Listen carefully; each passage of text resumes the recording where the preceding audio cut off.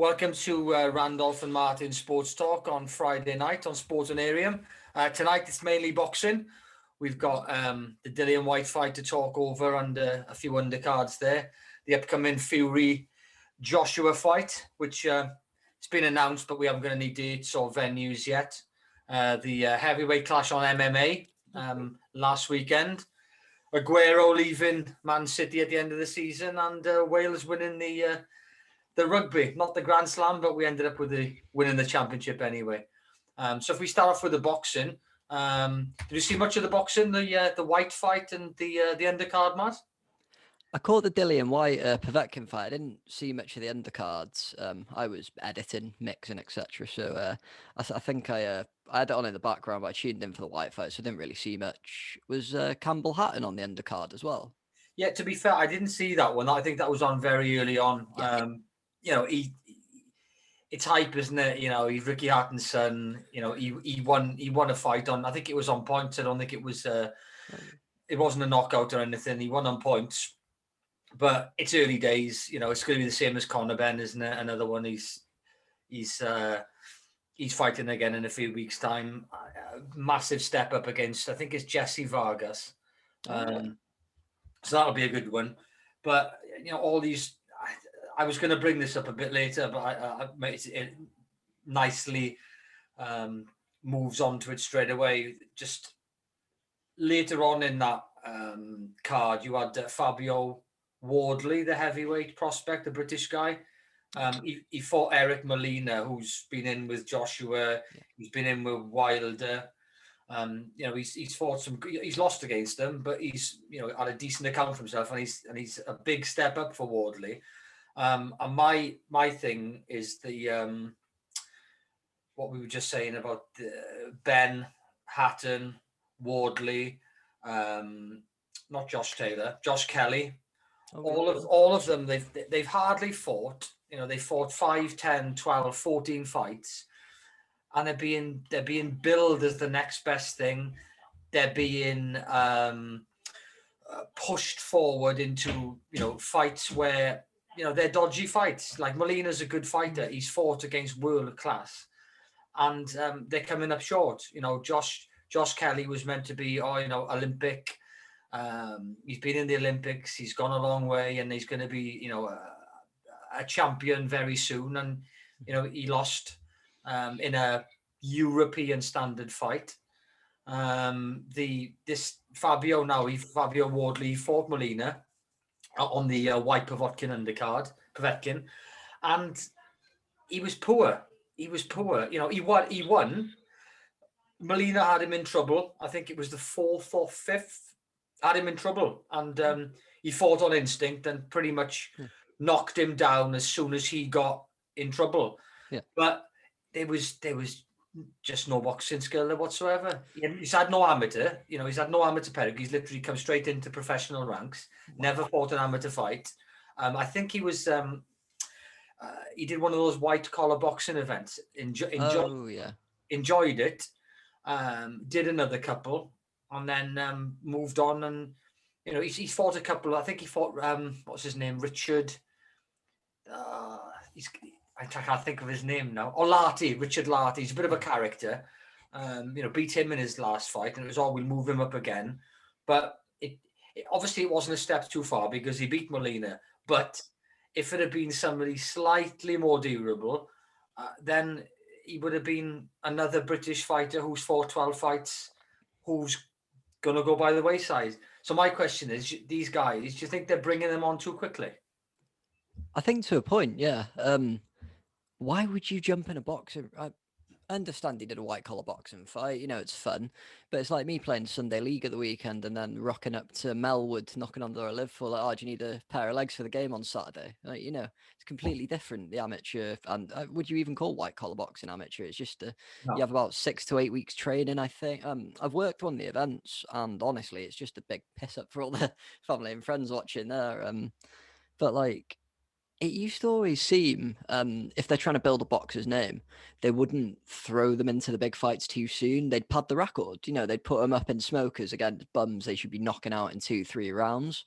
builds the wins on the start of the record, builds the knockout percentage, and then when you're 15 fights in, maybe then you start going for the ranked opponents, or you go for a British title fight. I've seen it in MMA for years. You'll see guys signing so I know I'm digressing from boxing, but combat sports, you see it in MMA a lot. Guys will come over 4-0 from some regional promotion. They'll get a couple of quick knockouts, and then they'll get into a prelim fight on the UFC against some wrestler never grappled before. They'll get taken down, ground out for 3 rounds. I imagine it's the same with it does seem like sometimes the promoters, do you not want to protect your young prospects? Do you want to throw them to the wolves just to make a bit of money off the name that early? Because, like, I don't see why everyone's so prissy about having undefeated records. It's a sport where you're going to... Sorry? He just looked like a kangaroo. He just looked really poor. And I haven't seen him fight, but I've heard the name. It's been built up. This Fabio Wardley, he's the next best thing coming out of the UK. Blah, blah, blah, blah. And I watched him, and he was poor. All right, Molina's he's a journeyman.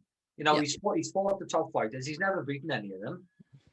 He decent account of himself against Joshua. 4 to 6 rounds with the top guys. But if you can go 4 to 6 rounds with these guys, then you're okay. And he just made him look poor. He was a much better boxer than Wardley. But obviously Wardley's got power and he can bang, and I suppose a bit like Wilder. He's had 40, you just mentioned padding out your career. Wilder is, it's all this hype with, Fury's beaten Wilder in America. It's the best performance that they'd ever seen Fury fight. But you look at Wilder's record, he's fought 40 odd fights. Pretty much all of them, bar 1 or 2, are in the Staples Center and out in his hometown of America, all against Americans. The only decent fight that he's fought before Fury was Luis Ortiz. And the first fight of Ortiz, he was literally 1 punch away from losing. Ortiz boxed his head off. And in the second fight, same thing, boxed his head off and caught him with a lucky punch in like the 11th round. He was losing both fights. So when you see these, so-called, that's why, we will come on to it after about the Fury Joshua. Fury's had a fantastic win against Klitschko, but the fights against Wilder, I just think he's massively overrated. He hasn't fought. You look at the top 10 or top 12. I've just come on to nice have a quick look. You've got people like Chisoros in at 13, 14, but he hasn't fought. We got Pulev, Hrgovic, Joe Joyce, Usyk, Parker, Povetkin, Michael Hunter, Ruiz. He's dodged Dillian Whyte for 18 months because he was the number 1 contender. He's fought nobody. And genuinely, if you look at his Wilder's record, there's just nothing there. It's just he's knocked out 30, 35, 40 guys. It's the hype of the Bronze Bomber, the Instagram page, like it is with a lot of these boxers these days. They're getting hyped up, and they've had 6 to 10 fights, or they're a named boxer of somebody who's fought before, like Eubank and Ben. But I just think that they're not earning their stripes then, I suppose is the best way of putting it, before being put into European level. Like a Frampton or a Calzaghe, these guys, you should never be, 12 to 15 fights, you're good enough to fight for in your country. So you fight for a British title. To get to European level, then you're looking at building yourself up, fighting some Europeans before you fight the European champion. So that, you're looking at 25 fights. And then a world title, to fight world level, then you're looking at 25 to 30. Not being thrown in after 12 fights. It's lambs to the slaughter. And you can see these British ones, they're losing because it's for the money. It's awful to see as well, though. Why would you want some young prospects out of your country to be thrown in at the deep end and knocked out in clinical fashion? Or, it could affect their mindset going into the next fight. Could put them off boxing altogether or something. Why would you want to do... The only thing I'd say about Wilder, I watched, I think it was a podcast he did with Joe Rogan. He was explaining how he got into boxing. So he was like a long haul HGV driver. I think he worked for Coca-Cola or something, or a beer company. He had a daughter born with spina bifida, and medical care in America. You know how bloody expensive it is. So he wanted to prize fight to pay for his daughter's treatment. I think within 18 months of stepping in a boxing gym, he was selected for the US Olympic team, which just like, yeah, I would say to a point he's been overhyped in that. But to me, the fact that you can not train a sport at all, jump in the ring and then be selected to represent your country in the Olympic Games like 18 months later, it might have been 2 years. I might be a bit off with the timeline, but it was a short span of time. You know, a lot of these lads are in the gym from 3, 4, 5 years old with the dads and the granddads, so doing pad work, doing footwork drills. He is all power though, Wilder. Like you said, Ortiz absolutely boxed circles around him for like 11 rounds, and then he knocked him out. Was it the first one? He knocked him out with a really weird punch to like the forehead or something. I think that was the second one. In the first one, I think it went less. It was about 6 or 7 rounds, and he was out on his feet, and it was literally one more punch from Ortiz, and the fight was over. But he just didn't throw that last punch.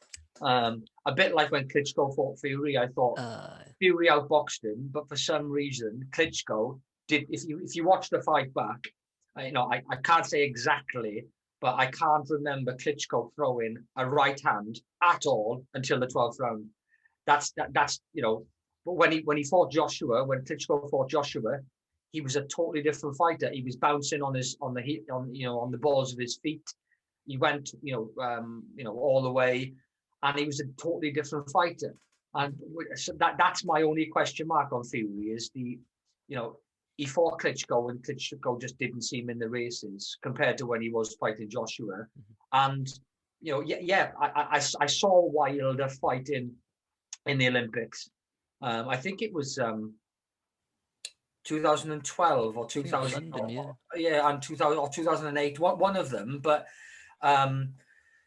that's all he is a banger, and you can tell because when he fought Fury, even in the second fight, after 2 rounds, he had absolutely no idea what to do, and by 4 rounds, because Fury was catching him, he looked scared.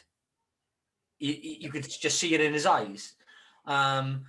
So I just think, for him to come back now, a good fight would be him against Dillian Whyte. But after Whyte's performance, I know we'll come on to that in a bit. I don't think, he might take, because there's so many good ones out there. I don't know who Wilder could cherry pick, because if he fights somebody like, Michael Hunter, he's a decent fighter. He's very upright, so they're gonna cherry pick somebody who's tall. Like, and Anthony Joshua would be perfect for Wilder. He's upright. His head movement isn't very good. And Wilder needs a static opponent who he can swing his right hand. And, if he catches anyone, he'll knock him out. But that's the only thing that he's got. Anybody with any boxing nous, like what Fury did to him pretty much in both fights, and Ortiz in both fights, he doesn't know what to do. And what you've just said that about him only being an amateur for 18 months or less, that shows exactly the same as this Wardley. I think it's probably the same in more sports. If you pick up a golf club when you're 25, if you're sporty, you'll be able to play and you'll become quite decent. But to become very good, you've got to be playing from the 9, 10, 11. Same in cricket, same in more sports. If you start something late on, you can enjoy it and you can have your social, the aspect of it. But to become very good at anything, you've got to earn your stripes and you've got to start young. And obviously Wilder didn't, and you can just see it. He's, compared to all of these other fighters, he's just not in the races. And it'll show now, I think, whether I'm proved right or proved wrong. But for me, if he fights any of those other, even like Andy Ruiz, when he fought Joshua, second fight, you can't really talk about it because he spent probably loads of money in Vegas, put on about 5 stone, and he enjoyed it. He's paid for his family for the rest of his life, of their lives. So, but he's a boxer. He'd never lost, apart from that fight against Joseph Parker. But you just head movement. He's like a little Tyson. This wasn't an Argos Tyson, but it's one of those things. But there's a lot of fighters there. But I think Wilder's he's got to choose wisely, because all of those guys, even Povetkin, he looked over the hill against White. But I think all these guys, Parker, there's loads of them. Usyk, because he's fighting Joe Joyce, very, very soon. But this, I'm scrolling further and further down the list. I'm down to number 13, 14, Pulev, Charles Martin. Charles Martin would be an easy one. He's an easy target for Wilder. But you keep going down the list, and you've got that, Hrgovic, even Derek Chisora. He's rejuvenated himself in the last 18 months. Martin Bakoli, Otto Wylin, who gave Fury a tough night. So you're down to number 20 in the world. So it wouldn't surprise me if Wilder picks somebody that's not even in the top 20, because he's going to have to resurrect himself and make sure he doesn't wear a heavy outfit on his way into the ring. That's the other thing I was going to say. Do you reckon if he hadn't have thrown every excuse in the book he possibly could think of at Fury for why he lost that fight, he would have saved a bit of face? Because it was getting a bit pathetic by the end. He was saying they'd put Fury's glove on wrong, so his knuckles were in a different position, easier to hit. And I think at one point he tweeted something like he used his gypsy magic to put a hex on me. I think he's... No, you're right. It's if you lose, Fury came out with credibility after the first fight, because Fury won the first fight on points. Oh yeah. And for him, when they raised both arms, he didn't cause a fuss. He didn't, there was nothing. There was no excuses. He won the fight. He definitely won the fight. But it's out in America, and the only way you're going to win on points is what he did in the second fight. Knocked him down 2 or 3 times and wiped the floor with him, and they ended up throwing in the towel. But I don't know. I just think that, there was so many different excuses that he made. After the fight, it was embarrassing. But at the end of the day, it's a tough one. It's a tough one. I just don't know what else he could have.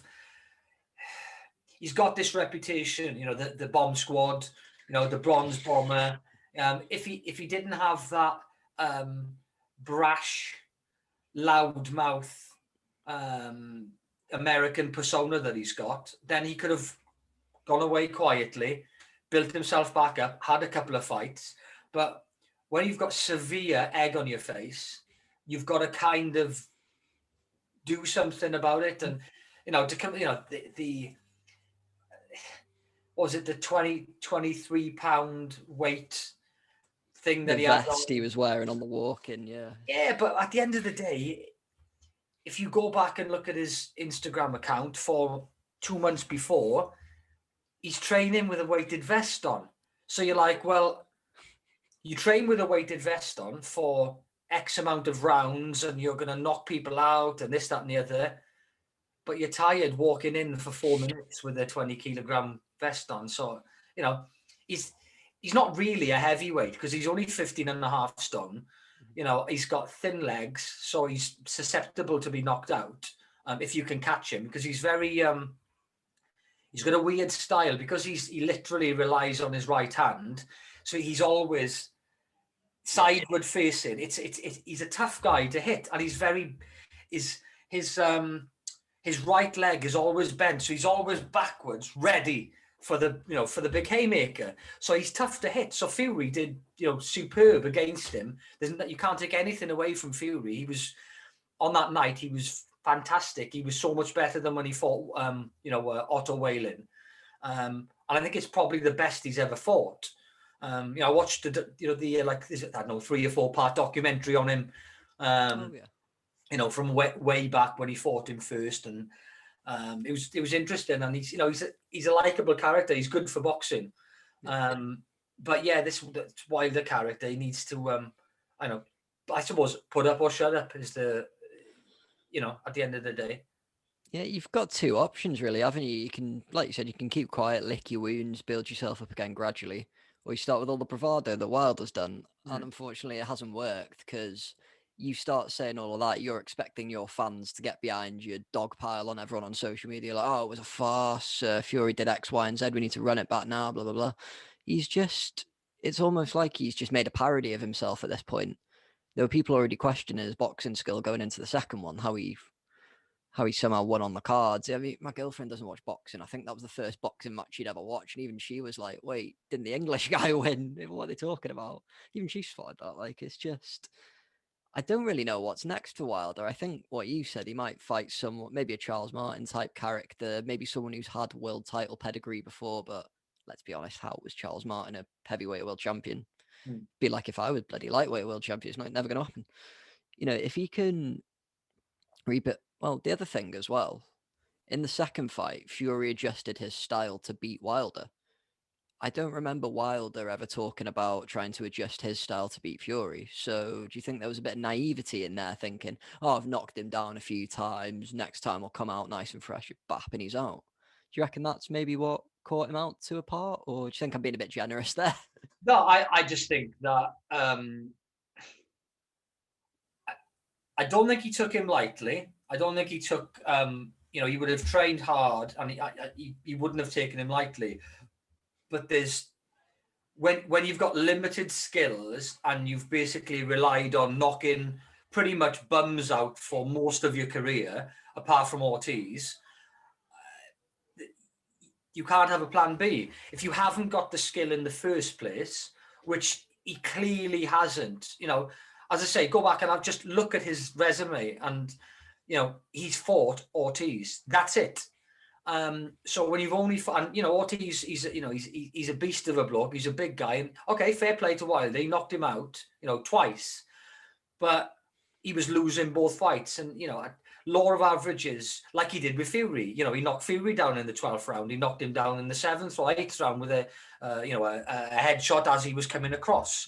So, I don't know. I think he's purpose built for beating Anthony Joshua because Joshua was very upright and very robotic. And I think if he'd fought him and not fought Wilder, I think the fighters make fights, and I think that certain fighters are suited for certain people. And I think Joshua's purpose built for Wilder. Very upright. His head movement was a lot better in his last fight, Joshua. I think it was Pulev he fought last, wasn't it? Yeah, and Pulev threw some bombs, and he avoided them. And I thought that was, he's probably been told, this is what you need to improve on, and he has since since Ruiz put him on his ass a couple of times. But I don't know. I just think that he's definitely avoided Dillian Whyte because 18 months as number one is unheard of. You're mandatory WBC, and that's the only belt that Wilder held, and he didn't fight him. He had a rematch against Ortiz. He's fought a couple of people, and he hasn't fought him. And Wilder's still there. Whyte is still there. White's now mandatory, I think, to fight the winner of Fury Joshua. But because there's going to be two fights, they're going to fight in, I presume, May. And again, I presume it's going to be Saudi Arabia or Qatar. And then they'll fight again in October time, which will be probably in Wembley. That's if we get, fans back. But then you're looking then at February, March next year, which is 12 months down the line. So even though Whyte has beaten Povetkin, he's beaten Chisora in a war. I think they fought twice, haven't they? What first time was very close. Yeah, Whyte, so Whyte was he knocked him down. I think he knocked him out in the last fight, but he's going to have to fight again. So he's risked it against Povetkin and lost, and now he's come back and he's beaten him, and he beat him very well.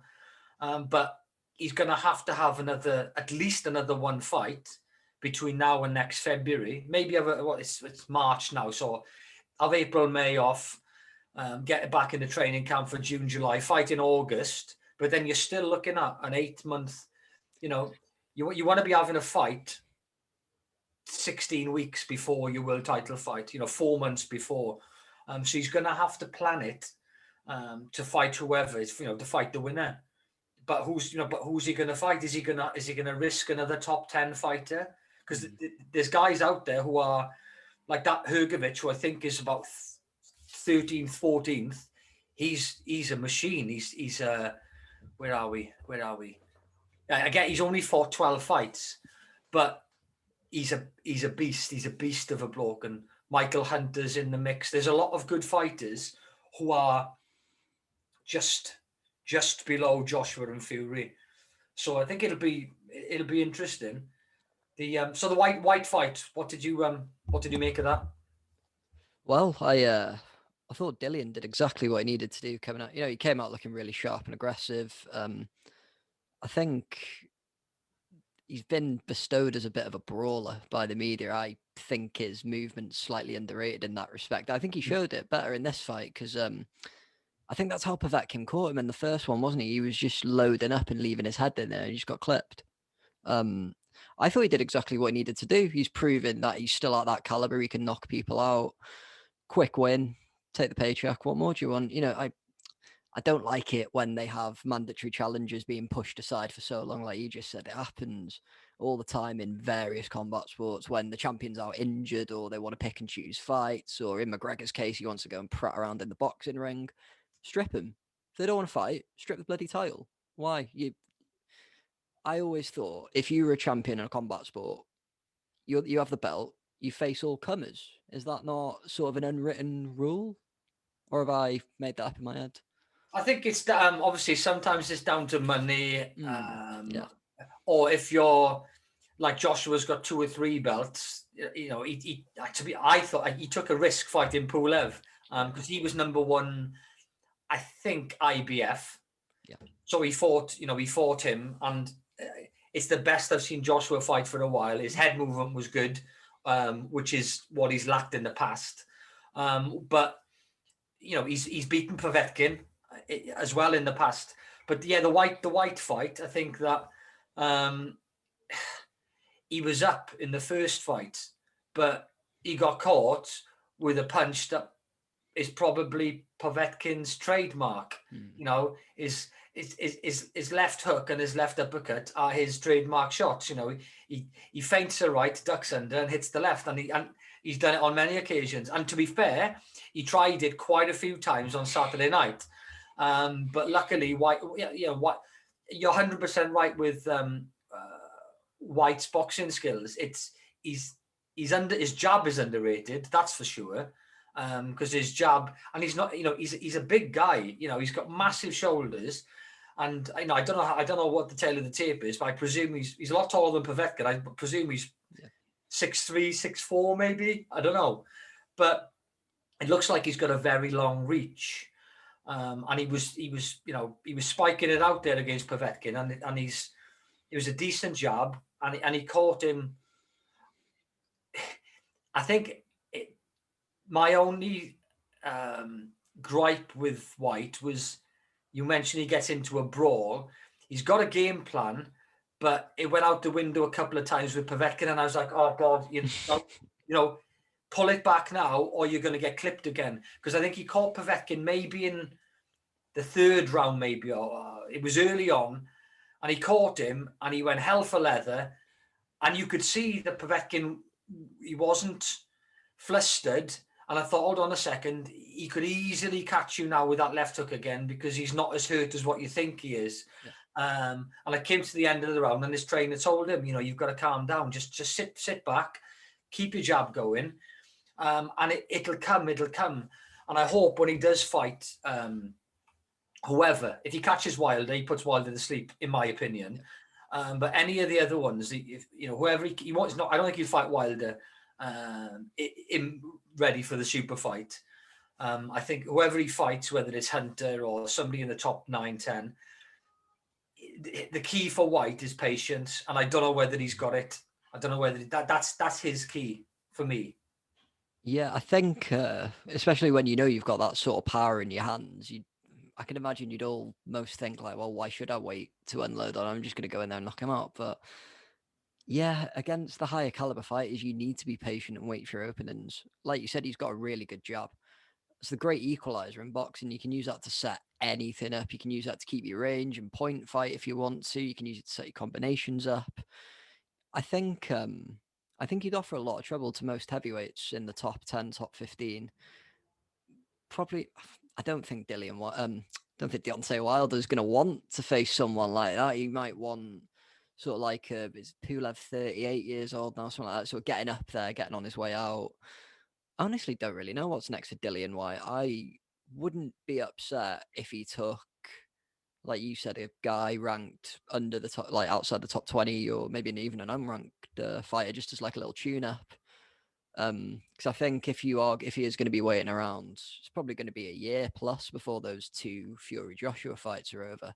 It's a case of keeping yourself fit, keeping sort of like the mat sharpness, the ring sharpness. You don't want massive gaps in between training camps either, but you don't want everything shoehorned into like 12 weeks because he'll be completely fatigued going into the ring.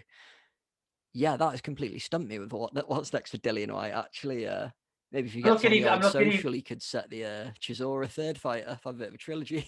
Well, yeah, but it's a big fight, isn't it? It's a bit, Yeah. Chisora. I'm looking even further down the list. You got that Daniel Dubois at 23. Oh, that's a good shot, actually. But he, lost to Joe Joyce, didn't he? Yeah, he lost against. Well, he got hammered against Joe Joyce. Oh, He totally outboxed him. But then you got Huey Fury. I'm down to number 25 in the world. And you've got, Murat Gassiev, Carlos Takam. All of these are, they're decent. You wouldn't want to be fighting one of them with 6 months to go of potentially your world title fight. It's going to be a tough one because and it will be billed. It might even be him against Wilder, and it's billed of winner takes all. You fight the winner of Fury against Joshua, because he's number one now, ranked in one of the belts. But then you've got Usyk and Joe Joyce, who are fighting soon for, I presume, one of the other belts. Because at the moment, Usyk is number one contender for maybe the WBA. I think it's an interim title. Are they fighting for? Well, I might be completely wrong on that. Usyk has stepped aside for Fury to fight Joshua because he's a number one contender. He was the mandatory challenger, wasn't he? Mandatory challenger for one of the belts. Whereas Wilder is mandatory challenger for another one of the belts. So it's one of those things where it's all politics. But for me, it's a case of, right, okay, if there's two mandatories, Fury's fighting against Joshua, have the two mandatories fight. Because otherwise, if you've got Usyk wanting to fight the winner, and you've got Dillian Whyte wanting to fight the winner, when it comes to October, and they've both fought their second fights, and Fury is the champion of all the belts, but you've got two or three guys going, well, I'm fighting him next. No, I'm fighting him next. You're going to have the boxing council saying, yeah, okay, my mandatory wants to fight next. And then the other one will say, well, if he doesn't fight mine, we're going to strip him. And all of a sudden, it's not going to be undisputed champions again. So why not have some common sense and go, right, okay, we've got two mandatories. So we've got Usyk and Dillian Whyte. You two fight each other. And then when you fight Fury or Joshua, you're taken into both of our councils. So the winner keeps all the belts. And I think a few of the boxers were saying before, you're talking there's 4 or 5 world titles. There should be one. It should be one, maybe 2 at the most. But you're fighting, for all these different belts. And that's why it's so difficult to have an undisputed, because you can't keep all these mandatories happy. Otherwise, you're fighting every 6 weeks. And it can't be done. So that's not sustainable, especially against that caliber talent fighting for world titles. You're going to have CTE after about 3-4 of them, aren't you? If you're fighting in 12-week windows, 6-week windows. Yeah, that's always been something that not necessarily aggravates me, but it's like, why do you have to have the IBF, WBC, WBO, WBA? There's the Ring Magazine belt as well. Why do you have to have 5? Like, it really doesn't make much. I guess they're thinking, there's more divisions, more fighters can have an opportunity fighting for a world title, because I imagine it'd be quite bottlenecked if there's just one division for each weight class. you see that in other sports sometimes where there's only one like belt for each weight class and sort of gets bottlenecked at the top sometimes, or if there's an injury, there's people waiting around years for a fight. But boxing, you want to see the undisputed heavyweight king. That's what makes heavyweight boxing exciting for me. Why don't we just chop that last clip up? You just chop that last bit up into a clip, send it to them. They might twig it finally that a lot of the fans want to see who the baddest man on the planet is. They want to see the two toughest heavyweights in the world fighting for all the marbles. Just do it. They've been complaining about, but no one watches it anymore. It's boring. Da, da, da. We're finally getting to a point again where it's really exciting. This is probably the most exciting I've seen the heavyweight division in my life. I haven't been watching boxing for years, I'll be honest with you. But this to me, this is one of the most exciting times we've had in heavyweight boxing, just because of the caliber. It might be because they're lads from the UK, maybe, so you root for them a bit more. But just the caliber of talent we're seeing coming up at every level, it's like really wow. But yeah, I've always been a bit confused why they need to have 5 or 6 belts. Can they not? Well, can they not have 2? Well, it used to be WBC, WBA, and IBF. That was it. The World Boxing Council, that was the main one, and the IBF was the kind of, okay, that's like the UEFA Cup of the Champions League, But and then I don't know, it wasn't too long ago they brought in the WBO, then the WBU, and as you said, the Ring magazine, and now you've got he's the WBC silver champion, and he's the interim champion. You're not a champion. You're not a champion. You haven't fought for a world title. You've got a belt, and all these people carrying these belts around with interims. To me, it's a lot of crap. It should literally, and you're saying about it could be bottlenecked. At the end of the day, if you're the best in the world, you're number 1, and then you fight the number 2, and you've got somebody at number 15. If he wants to fight the one at number 1, like what pretty much this goes back to what we were saying at the beginning. You shouldn't be fighting for a world title after 12, 13 fights. So if there was only one division with X amount of fighters, and then the next one is you got your cruiserweight, your light heavyweight, and there's only one division in each. To get to the best, you've got to beat the best. So if you're number 20th, so at the moment heavyweight, if we go straight to number 15, Charles Martin. So you've got Pulev's number 14.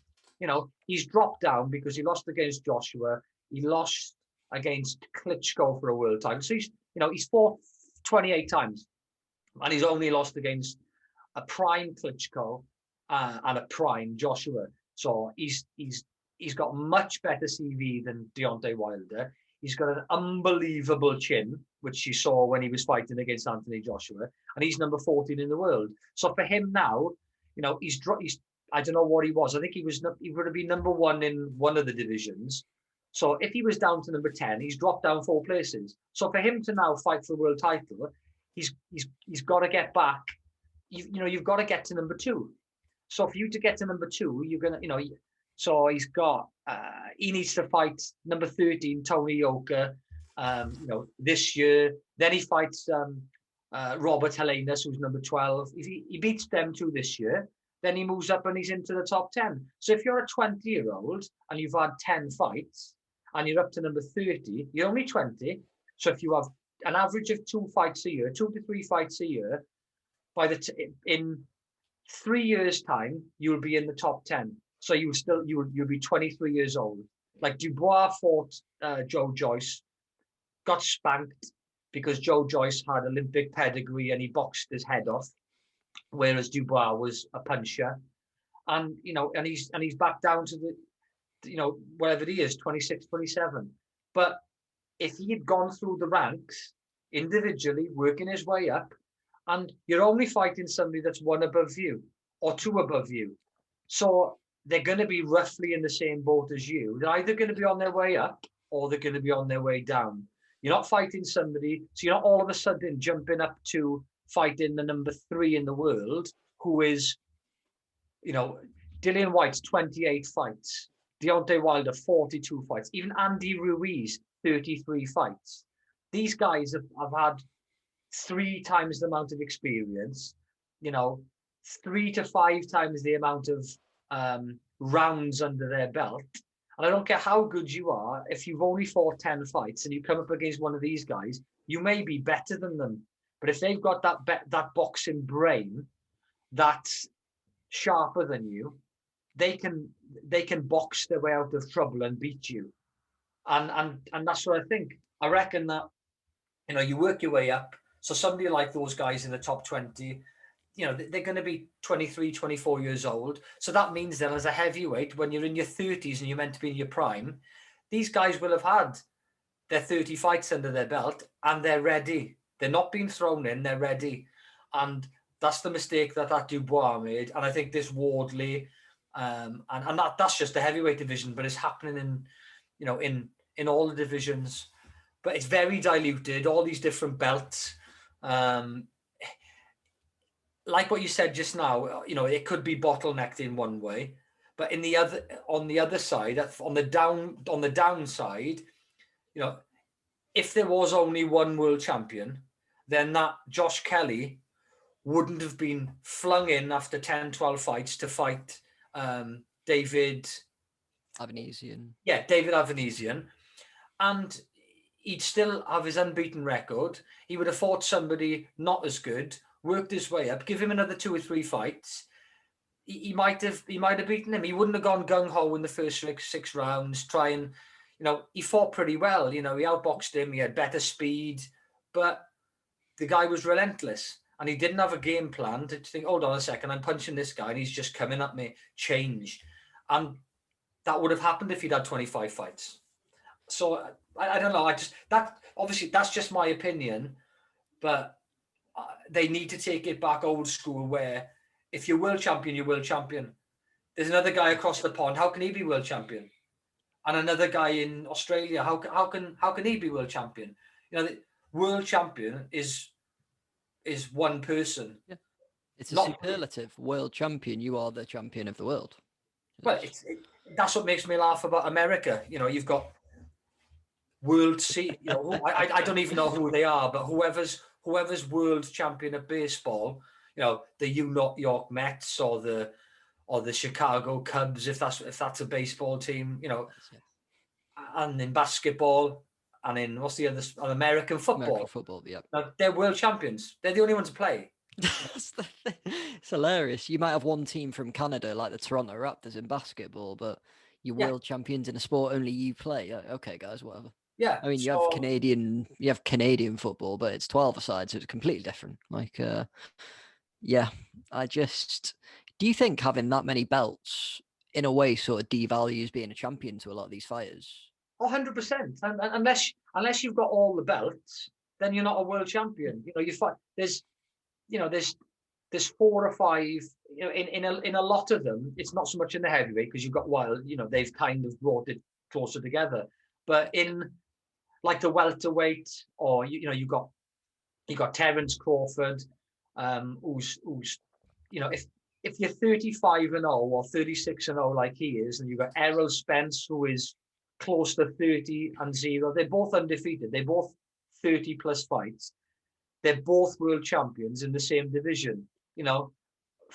For me, and I don't know whether it'll happen, but I'd want to be fighting that guy who's 30-0. I want to prove that I'm the number one. And I think Crawford wants it. Errol Spence obviously came back from a horrific car crash, and he fought his last fight, won well, but to me he looked quite slow compared to Crawford. But it's all about money. One is with Showtime, one is with they're not with Matchroom, but they're with different TV networks. Yeah. So it's hard, I know Bob Arum wants it. He wants them to fight. I think he's come out this week and said that Crawford would be too fast for him. So whether they're trying to, goad him into getting the fight, because Spence he's a hard guy. He's proven fighting very good fighters as well. But if you're the best in the world, you want to fight the best. That's why I think with Wilder, because he ditched Dillian Whyte for 18 months, and you could see the fear in his eyes against Fury. I just don't think that he wanted that fight. He doesn't want to. he doesn't want to prove that he's the best in the world. He wanted to get himself up there on his 40, fighting bums. And I suppose, you're a fraud, really. You're not, Joshua's fought whoever they've put in front of him. He's fought Klitschko, he's fought White, he's fought Ruiz, he's fought some good fighters. Povetkin, very tough fighter, fought him a few years back. There was a Parker fight in Cardiff as well. Was it Jose Parker he fought in Cardiff? Yeah, I think there was one with like the 20-minute ring walk, wasn't it? It went to points, didn't it? It went to points, 24 points. It was one the referee, as soon as they'd clinch, he'd be right in there splitting him up. He would not let him engage. It was a bit embarrassing. Yeah, but that's, that could have been protecting Joshua because he's an in and out fighter, the same as Ruiz. But so to be fair to Joshua, he's fought whoever they've put in front of him, whoever Barry Eddie Hearn has put in front of him, whereas Wilder's picked and chosen. So it's kind of like a false position having him up there.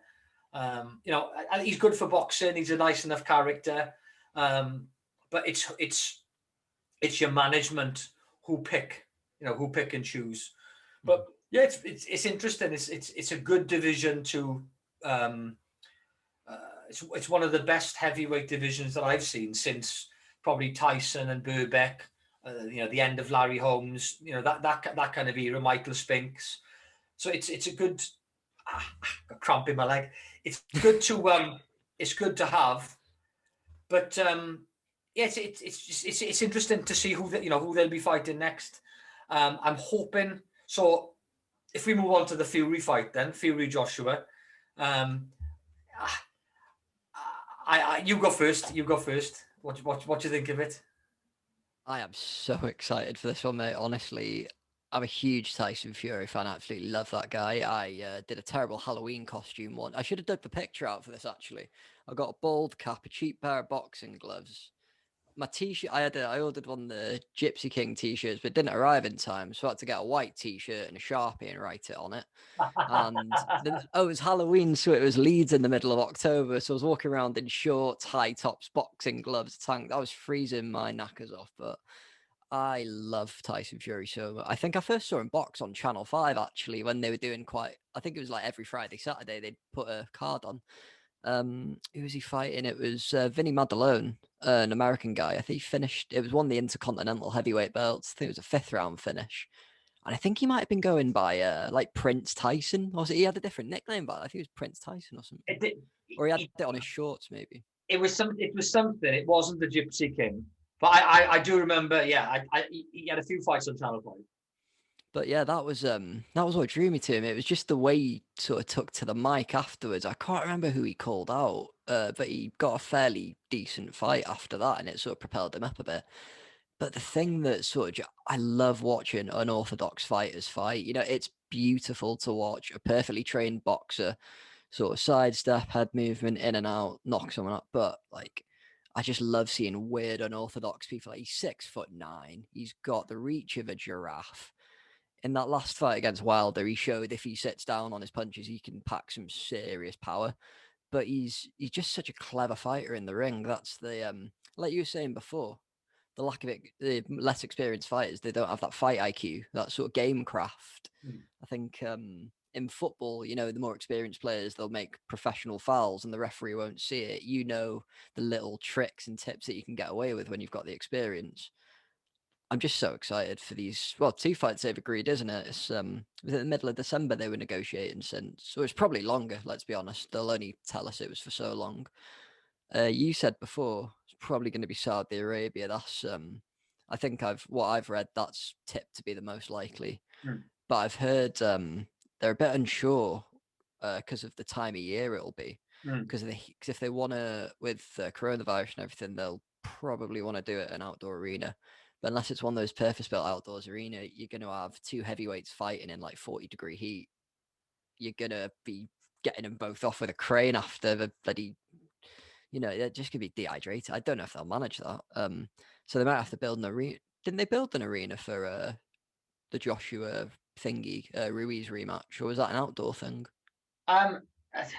They built a purpose-built stadium. I think it was outside, but if it's even if it's outside in May at midnight, it's 30 degrees, so it's still too hot. But it just I don't know. I don't know what they'll do.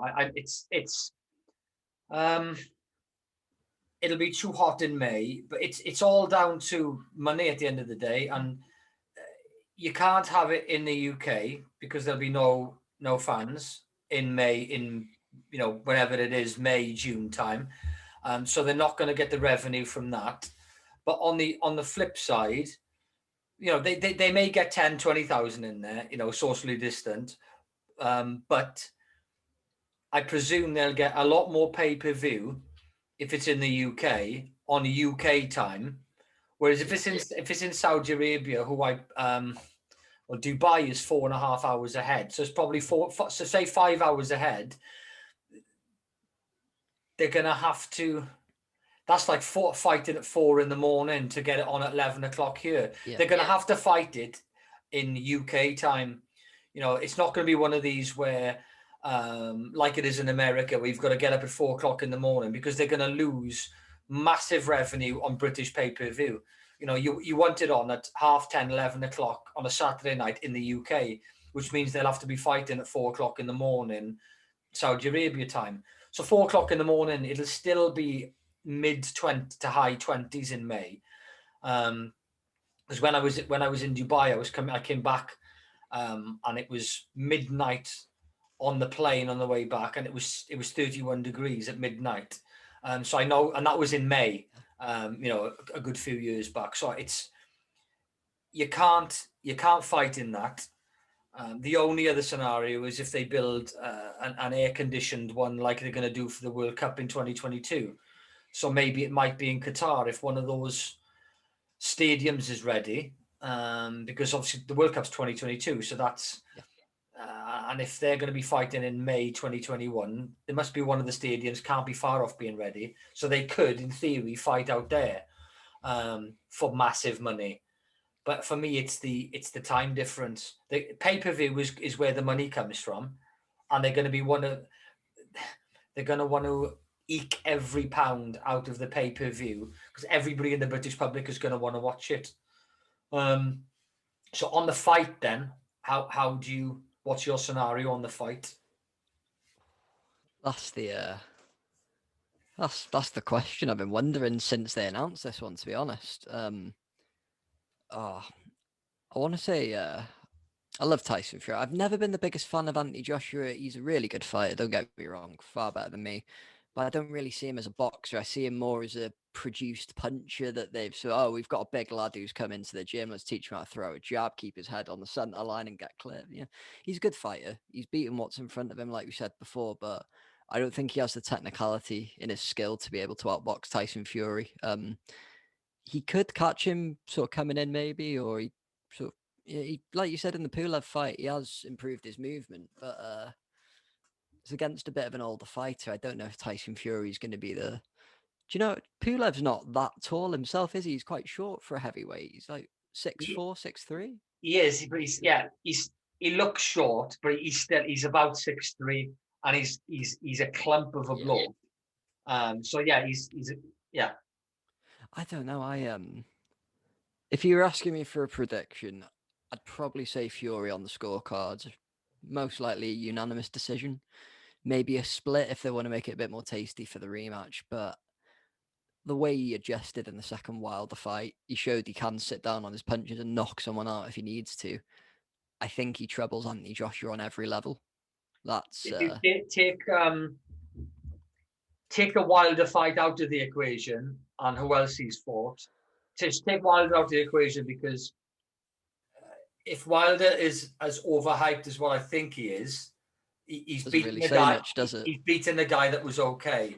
So if you put him up, against somebody else that he's fought, he fought Klitschko and did well against Klitschko, but that's where I think it's so tough to call, because if he'd gone and fought somebody else that's in the top 10, if he'd beaten Dillian Whyte or Ruiz or Hunter, Fury now, then I'd agree with exactly what you've just said. But because he's fought an overhyped fighter who's fought nobody apart from Ortiz, he might look better than what he actually is. Yeah, he wasn't. I 100% agree with you on for a guy that's 6'9" and walking around 25 stone when a year before he had his fight. I just think that his boxing ability is unbelievable for a heavyweight to fight southpaw, to fight orthodox, to switch it. He jabs well with both hands. He hits with both hands. His head movement, his body movement, every part of his game, apart from his chin, because he doesn't seem to take because Cunningham, the cruiserweight, put him on his ass as well. Yeah. So I think if he gets caught, then he's gone down on numerous occasions with Wilder. But boxing ability, unbelievable. But I don't think I disagree with you on the Joshua thing. I think he's got to be able to box because he won gold in 2012 as an amateur. So you're fighting the best amateurs on the planet, apart from the Cubans and the Romanians, but you're fighting everybody else. So, and I think luckily for Joshua, he's gone through stages. He's when he fought Charles Martin and when he fought Dominic Breazeale, he was a beefcake. He was 18 stone. He was massive. But he wouldn't. You can't last 12 rounds when you got that much muscle on you. And he lost about a stone. And when he fought Ruiz in the second fight, it's the best I've seen him fight. He was lighter. He was jumping around like he was doing in the amateur days. He looked like Klitschko when Klitschko fought Joshua. And I thought, yeah, that's where you need to be. You can't do head movement when you're 18 stone, and the lactic acid buildup in your muscles after three rounds. There's no way in a million years you're going to go 12 rounds with Tyson Fury. And if you can't get him out of there in 5 or 6 rounds, and after that it'll be a lucky punch, because I think Fury wins all day long if it goes past 6 rounds. If it's before 6 rounds, because then I think Joshua, if he catches Fury, it's end of story. It's lights out, because I think he's as big a puncher, or maybe slightly less than Wilder, but he's more accurate, and he's a better boxer. His jab is much better. So it's so exciting. It's so close to call because there's so many elements to it. If you look at all the other boxers, like, oh yeah, White, he's got a good jab, but he can be caught with a left cross. Ruiz, he's very small. If you stay away from him for a few rounds, he'll run out of steam. Hunter, kind of like a poor man's Joshua. And you can go through the list and you can pick out faults. But with them two, Joshua, stamina after 6 rounds. Fury, chin before 6 rounds. So it's if I had to bet on somebody, I don't know who I would bet on. I really don't. Yeah, I've stopped betting on combat sports a while ago. I can never call it, but that's the thing. One punch can, especially a heavyweight, one punch can completely change the course of a fight. Look at Wilder and Ortiz. Getting outboxed every single round. He just cracks him on the cranium. How do you knock someone out punching him on the forehead? That's what I want to know. It's quite interesting what you said about sort of Wilder being not very skillful, big looping punches.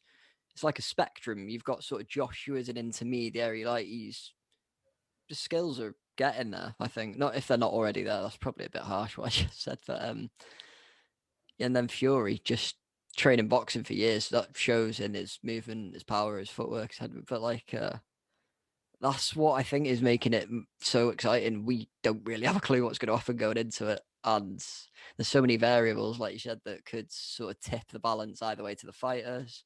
So how heavy they both come in as well. We're not going to know that until a couple of days before or the day before, are we? So I think that could play a part into it, how heavy they come in, maybe. I've actually seen a picture today of Fury, and it looks like he's lost loads of weight. He was in a white T-shirt with long sleeves in the gym holding a bag, and he looked like he'd lost loads of weight.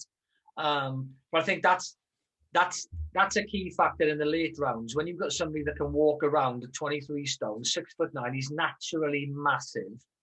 Yeah. So, 23 stone, 24 stone, whereas Joshua, as an amateur heavyweight is under 91 kilograms, which is 14 stone.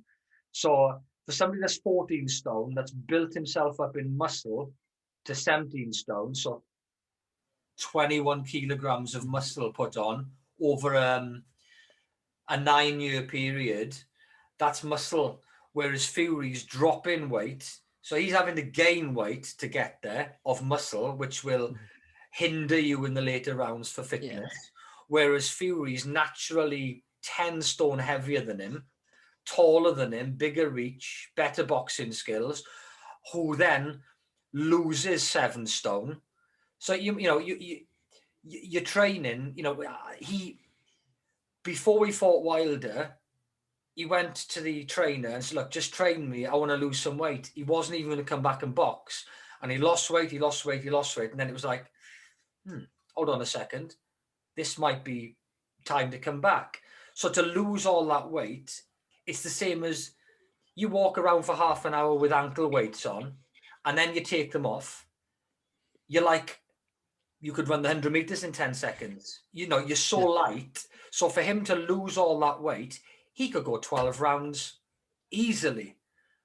And, he could punch and he could keep going for that 12 rounds, no problem. Whereas somebody that's 21 kilograms heavier than what they were 10 years ago, because it's been artificially pumped up and built up, you can't do it. You're not built for stamina. You're built for... On the plus side for Joshua, a couple of the fighters that he's fought in the last 4 or 5 fights have all said the same thing. They were surprised by his speed. So I know obviously part of Fury's game is, he's big, he's upright, he feints loads. Whereas if Joshua, and he's done it in some of the recent fights, he'll feint, but he hits very straight. He's very robotic, and he's not like a Wilder where you can see the punch come in. He's not like a Dillian Whyte where you can see the punch come in. He's very bang, straight through the middle. And if he's quick enough and he catches Fury, he could knock him out.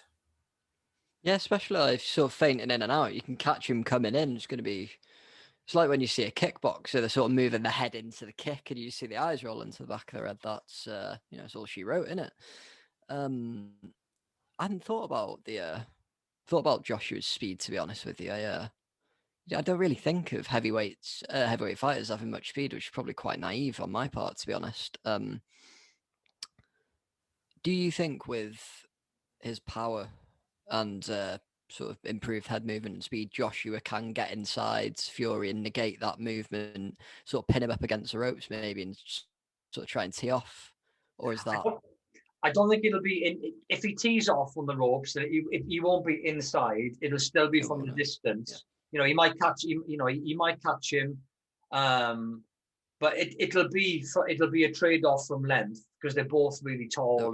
Joshua's 6'7", 6'7.5", but he's not an inside fighter. He's not like a Ruiz would have to get inside and get on a ladder. To fight him, but no, I don't think it would be a case of that. But I think it would be a case of, straight right. It won't be maybe if he's caught him, then he comes in with his pile driver, whatever. But it's got to be, I think his jab is quicker than what Fury thinks it is, which is what a couple of these guys. Who did Joshua fight? So he fought Pulev, but who did he fight before that? Because he's beaten Brazil easily, Charles Martin easily. But I think he fought, he's fought Klitschko, Povetkin. So all, they're all good fighters. But I do think that his speed is underrated and his power, because he's got power in both hands. And I do think that's the only stumbling block for Fury will be. I think he'll be a bit shocked by how hard, if he does get caught with straight punches, that Joshua will be victorious. But it's all down to the first 4 or 5 rounds. I'd say he might.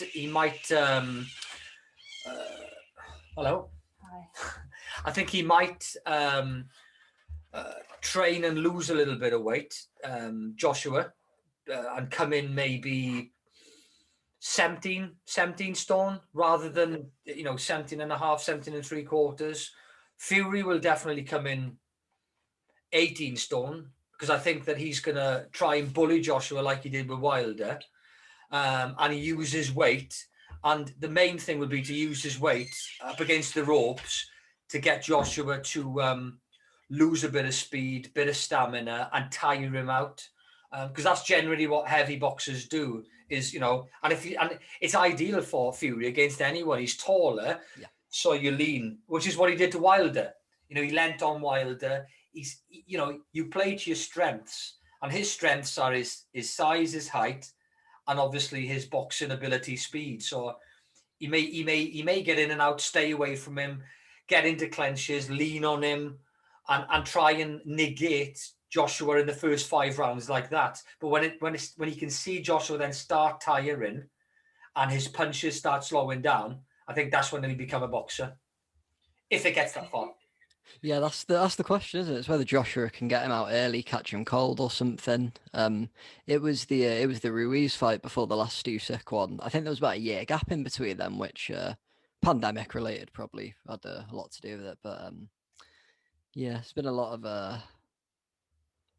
it's just so interesting, wondering how it's going to go. That's why I'm so glad they've actually finally put all the whatever aside and got to making the fight, because the fans have been calling for it for years. And if you want to make the money and you want the fans to tune into the fights, make the fights they want to see. It's not that hard to grasp. I think the UFC's model I know it's one company, so it's a lot different than having loads of different promotions and sort of TV companies putting the hat in the ring. But that sort of model they've used of, okay, the fans want to see McGregor and Diaz, will make that fight, and it does massive pay-per-view numbers and the arena sells out.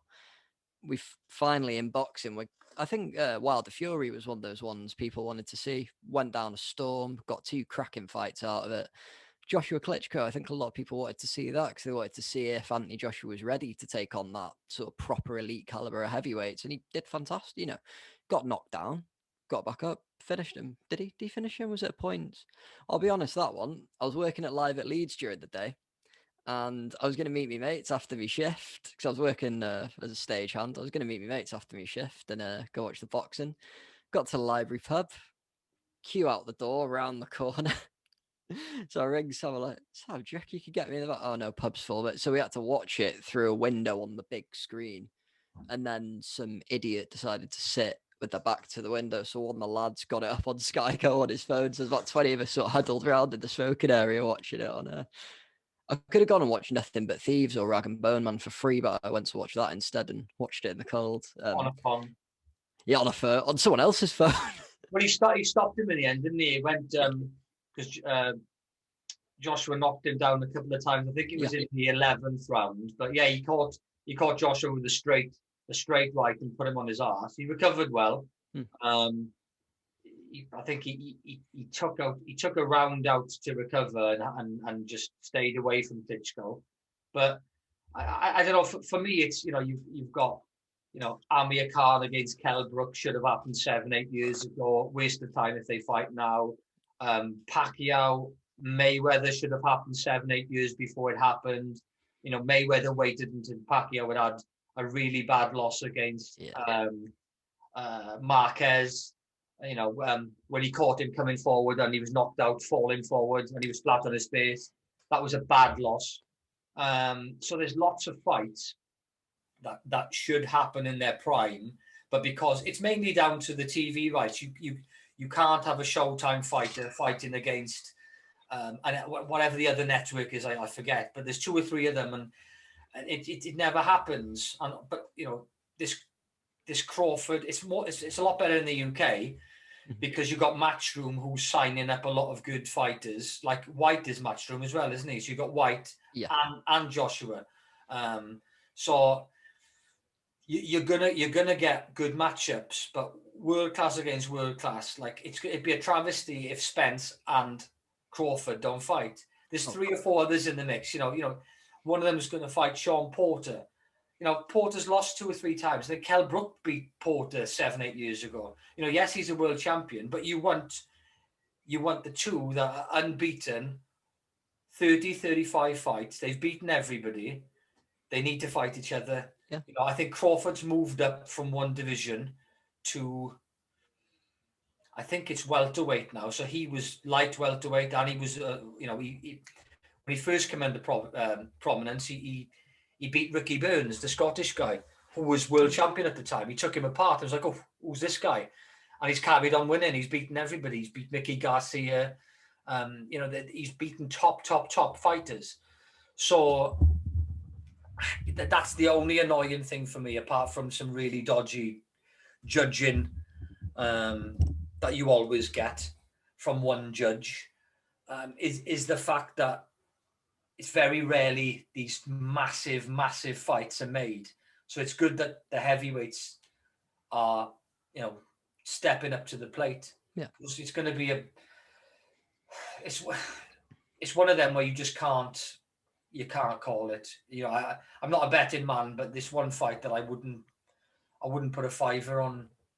It's just, no, knowing quite a bit about boxing, it's just, you just can't say one way or the other. That's why it's going to be so good to watch.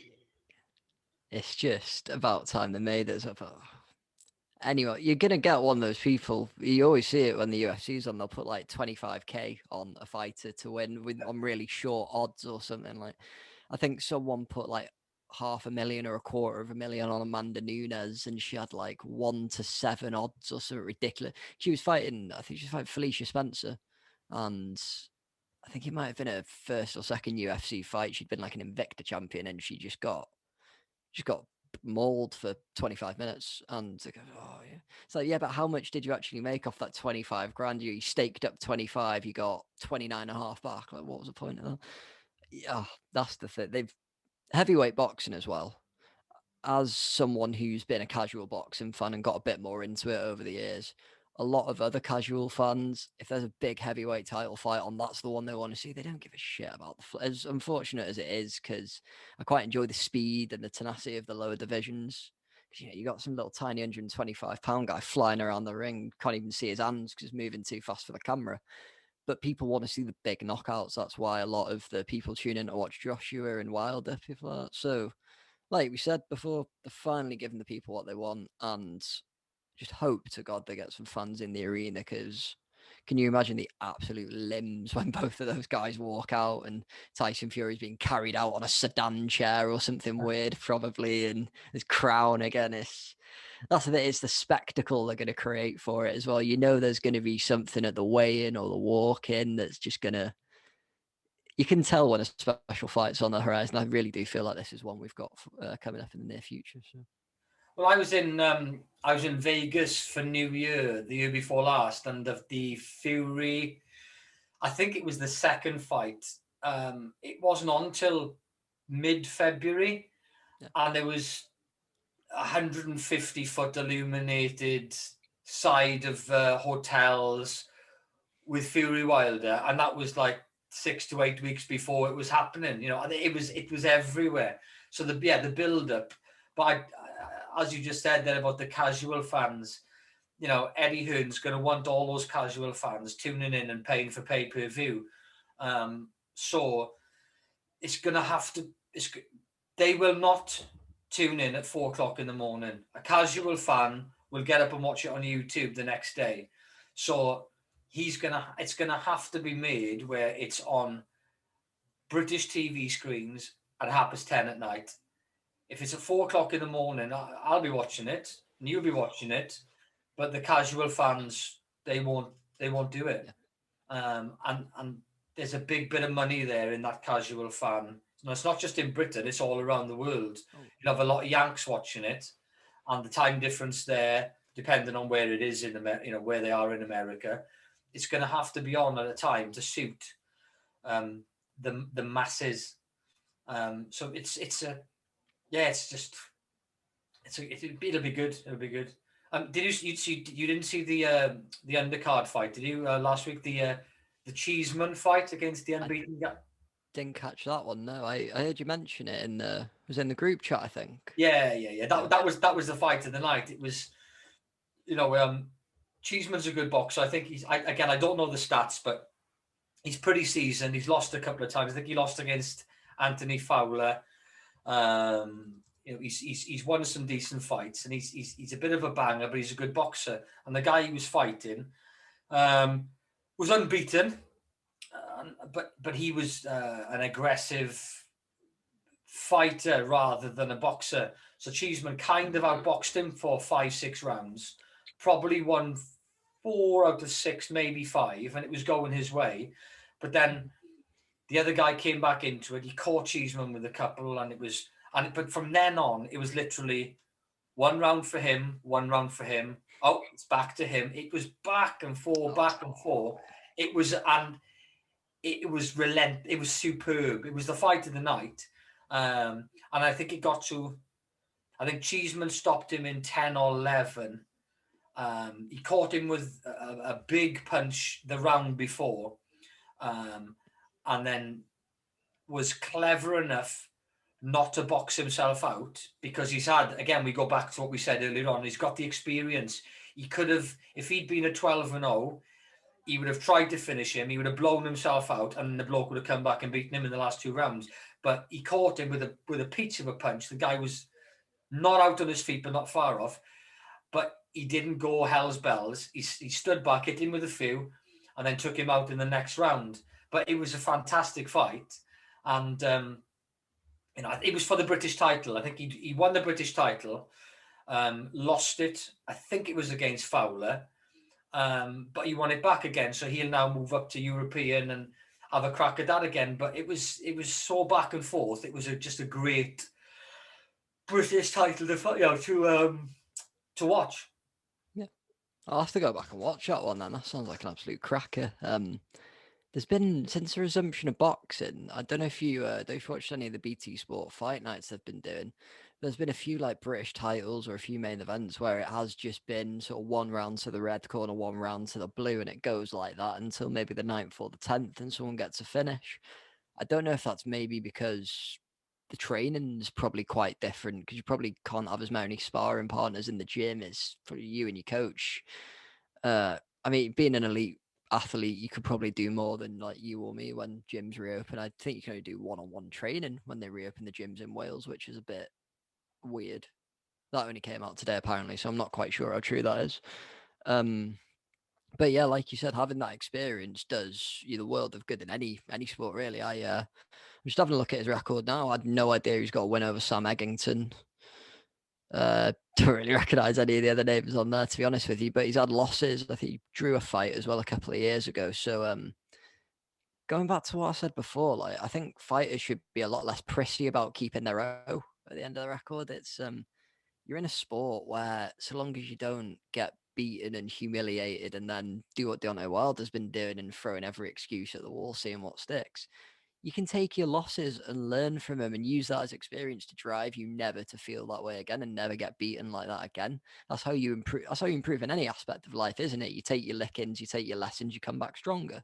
So I think if a lot of fighters were a bit happier to not necessarily put themselves in the trenches to get beat and then come back stronger, but if they're a bit happier to bide the time and not worry so much about cherry picking fights, then you might see the improvement and the gathering of experience at a faster rate. Maybe I'm just simplifying it too much. I think that I think it's I don't know. I think it's the other way around, as in if you're a fighter and you do what I said earlier on, you start off, you're fighting local, then you go to county, then you fight for a Welsh title or an English title, then you gradually work up 2 or 3 fights for a British title, 2, 3, 4 fights for European, 2 or 3, 4 fights, and then you're up to world level. So there's your 20, 25 fights, and you shouldn't lose.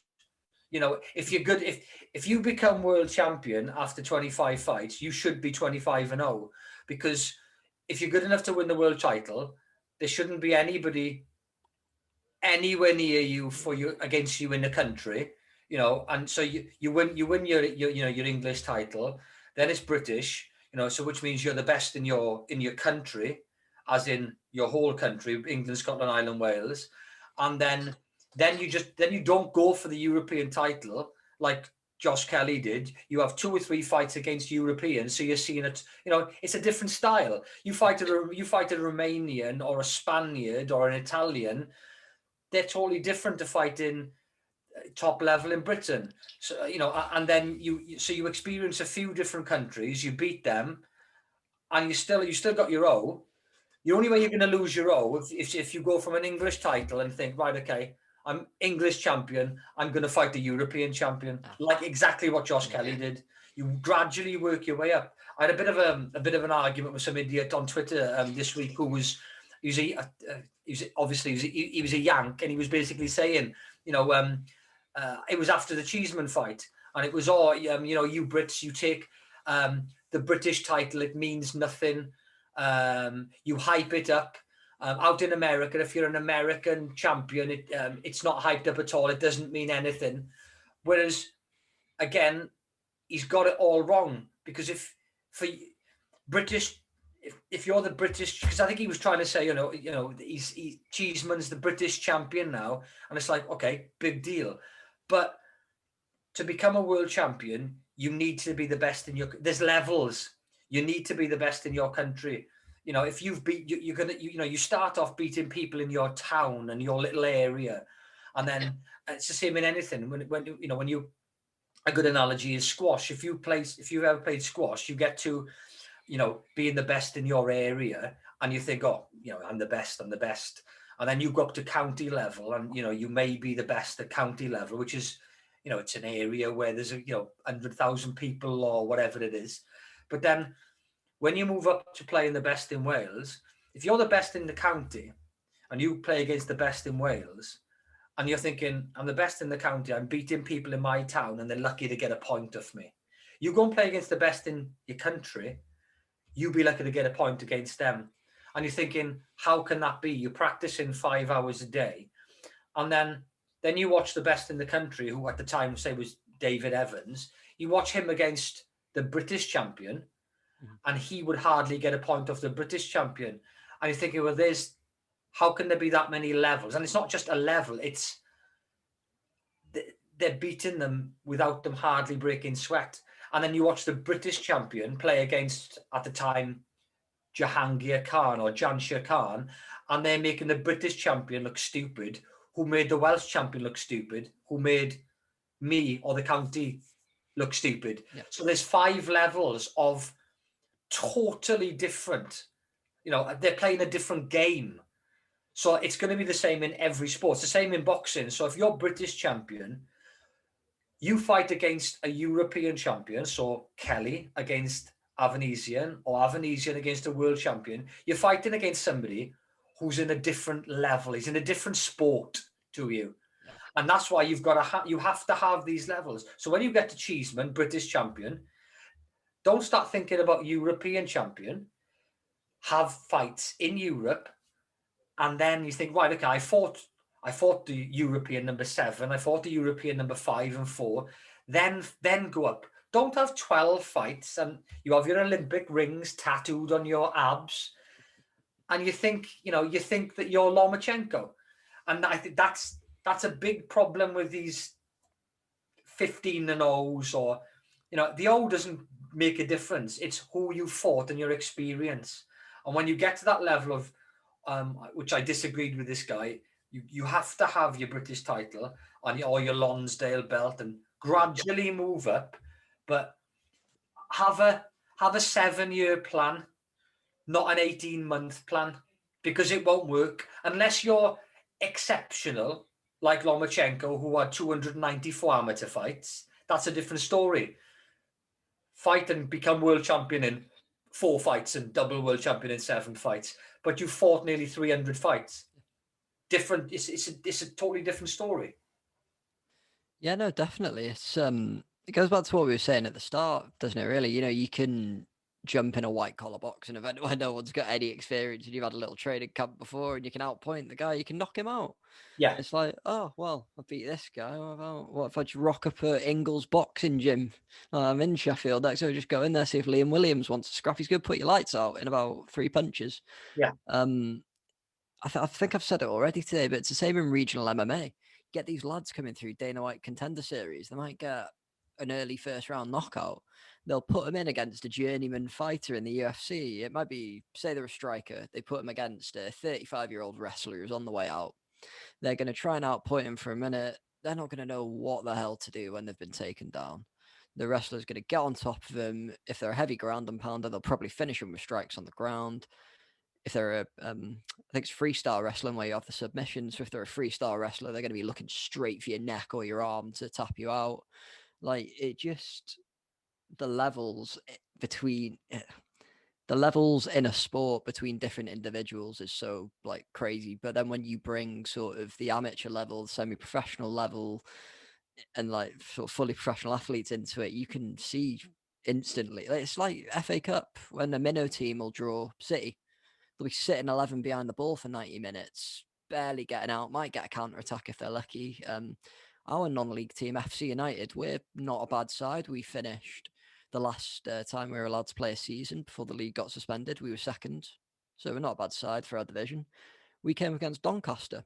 They absolutely wiped the floor and more with us. We got one lucky breakaway where we scored a pretty decent goal, in fairness. Well done, Regan Linney. But you could see just through the way the players were drilled to pass the ball around, the way they were setting their line. Our lads at some stages were panicking, probably because BBC cameras were there, bloody few million people watching at home. Yeah, I think sometimes as well for these younger fighters going into big fights, do you think the occasion and the bravado and all that can get to them? It's if they're thrown in early, like say I think the problem is, you mentioned football there with the football analogy, is that it's slightly different to what's on the levels to do with boxing, because it's unfair in football, because if you're playing for FC United, you're there for a reason, as in you're not talented enough to be playing for Doncaster, and the Doncaster lads aren't talented enough to be playing in the Premier League or for Man City. So you will raise your levels to a certain extent when you're playing against those teams, but if you're playing for Doncaster, you're fit, you're naturally going to be you're going to be stronger, you're going to be fitter, your technical ability is going to be better, and for all those reasons, that's why they're playing for Doncaster and they're not playing for FC United. It's not because they're not trying hard enough. It just means that those guys are, their ability levels, their levels above. Just the same as what I said about the squash player. The guy, you can only train so much. Then it comes down to ability. And if the British champion is that much better than the Welsh champion, it's not because their training is any different. It just means he's just better. He's just born. You're born with it. When you get to certain levels, I think that's what the casual fan doesn't understand. If you haven't played sport to a certain level and seen the difference between, as I said, county level, national, and international, they'll be like, oh, why that guy's just been hammered by him. And it's like, well, yeah, because he's a British level. He hasn't fought European, and they've chucked him in at a world level. And, they don't realize that it's the same as you said, throwing in Doncaster against Man City. Man City could put their second team out and beat Doncaster. And it's like, well, how have they done that? Because those guys that are playing for Man City seconds, they're there because they're head and shoulders, natural ability, better than the ones at Doncaster, who are head and shoulders above the ones at FC United. But then FC United are head and shoulders above, a Saturday team playing in, say, a Birmingham League, who are head and shoulders above a Sunday League side. And that's why there's so many levels where, one level will be hammering the ones above them, thinking, my God, they are really good. But then when you get to the next level, they're not that good in the first place. But it's fascinating. And if you're an armchair supporter or you haven't played a certain sport to a high level, you don't understand how many levels there actually are. And it always interests me. And it doesn't matter what sport it is. When you look at, the rugby that was on, how how high the Welsh guys have performed this time, where some of their natural ability might not be as good as some of the English ones, who were champions last year. But then it comes down to other things. But it's really interesting to see the levels and the lack of understanding when people come out with crap like, oh, British title doesn't mean anything. It just shows that they don't really understand what they're talking about. It's probably just the Americans trying to wind people up more than anything, because think they're the best at everything, don't they? That's the sad part of it. Well, they don't rate, as in if you're American champion, it doesn't mean anything. So why are you? Why is it a thing if it doesn't mean anything then? No, but what he was saying is, I'm an American. Why are you bigging up this British title out in America? Being an American champion means nothing. So why are you, you're building up this British as, it's a British title. It means nothing. Whereas in America, there's that many champions out there. It's diluted. They just say, look, unless you're a world champion, forget this American champion stuff. You want to be a world champion. But I think that's when you break it down, then you can say to this American guy, whoever he was, okay, well, how many American champions have you got at the moment? You've got none in heavyweight. You've got none in light heavyweight, because they're all you've got Bertabiev, Gasayev. You've got three or four, the Ukrainians. You've got Usyk, who's up to heavyweight, cruiserweight, which was Usyk as well. So all those top divisions, you've got no Yanks up there. Michael Hunter's there, but he's down. He's down the ranks in 6 or 7 in the IBF. He's a contender, but it just goes to show. I think that they're more on the welterweight and downwards, because even the middleweights, obviously Floyd Mayweather's gone now, but even on the middleweight, and you've got Canelo, you've got slightly above you had the Kovalevs. There's not many Americans. It's mainly from Devin Haney and that kind of. Because I think it's what's his name? He's American as well, isn't he? Who's the one that beat Lomachenko? Teofimo Lopez. Yeah. He's American as well, isn't he? So you've got a few. Yeah. You've got a few in that section, but to come out with that, it just goes to show that because the being an American champion isn't held in that high esteem, they ain't got the levels of. It's funny you mentioned that, actually, because well, technically there's one American-born champion in the UFC right now, but Aljamain Sterling, because he's I think he's first-generation American. He represents Jamaica because that's where his parents are from. With Stipe getting finished at the weekend, I honestly cannot remember when we've had a UFC rankings and there's been no Americans at the top of any of the piles. It's mind-blowing, but I mean, maybe they're just losing it a bit. Maybe they don't want it enough. That's a joke, of course. It's weird how that's sort of happening in boxing and MMA at the same time. It's probably just I'm drawing a coincidence from absolutely nothing, but no, but it can be down to you always got to take it back to the roots, and if it's not working at a lower level, it'll never work at the higher level. You know what's going on in the gyms out there.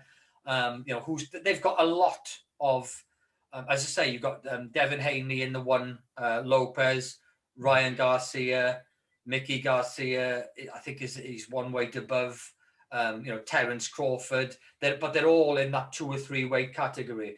The Tank, Gervonta Davis. Oh, Davis, yeah, he's just come back, hasn't he? He knockout of the year last year against Luis Santa Cruz. Is he the one that's in trouble with the coppers at the minute? I see. Something to do with his wife or his girlfriend. He dragged her out of some press conference. I think that's finished, but. But you got all these. There's a lot of them, but they're all in that category of 2 or 3 weights. In 1 or 2 weights above and below each other. But apart from that, if you look above or you look below, when you've got what's it? Inoue, I think is he not Japanese? Filipino maybe. He's the beast. He's knocking everybody out left, right, and centre. But apart from those couple of categories, there's not a lot going on with Americans. which obviously is ranking them at the moment because they're all about their boxing.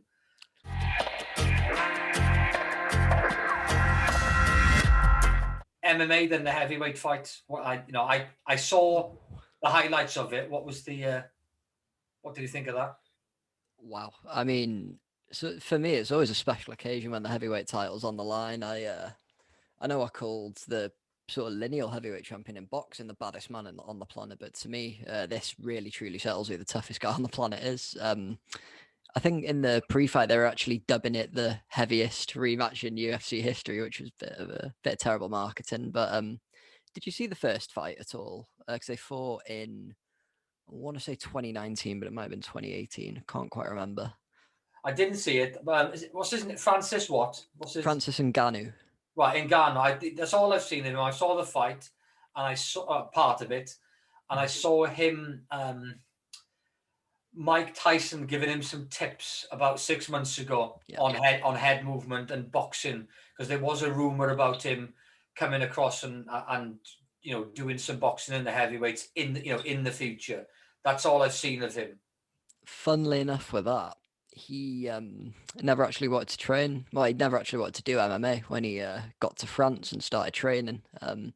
He wanted to be a boxer, and I think it was his coach in the gym that said to him, "No, you should try this out. Like, you've got the size for it. If you want to box, you should have learned 8 years ago." Like we were saying before, you can't. I think he was 26 or 27 when he got into fighting.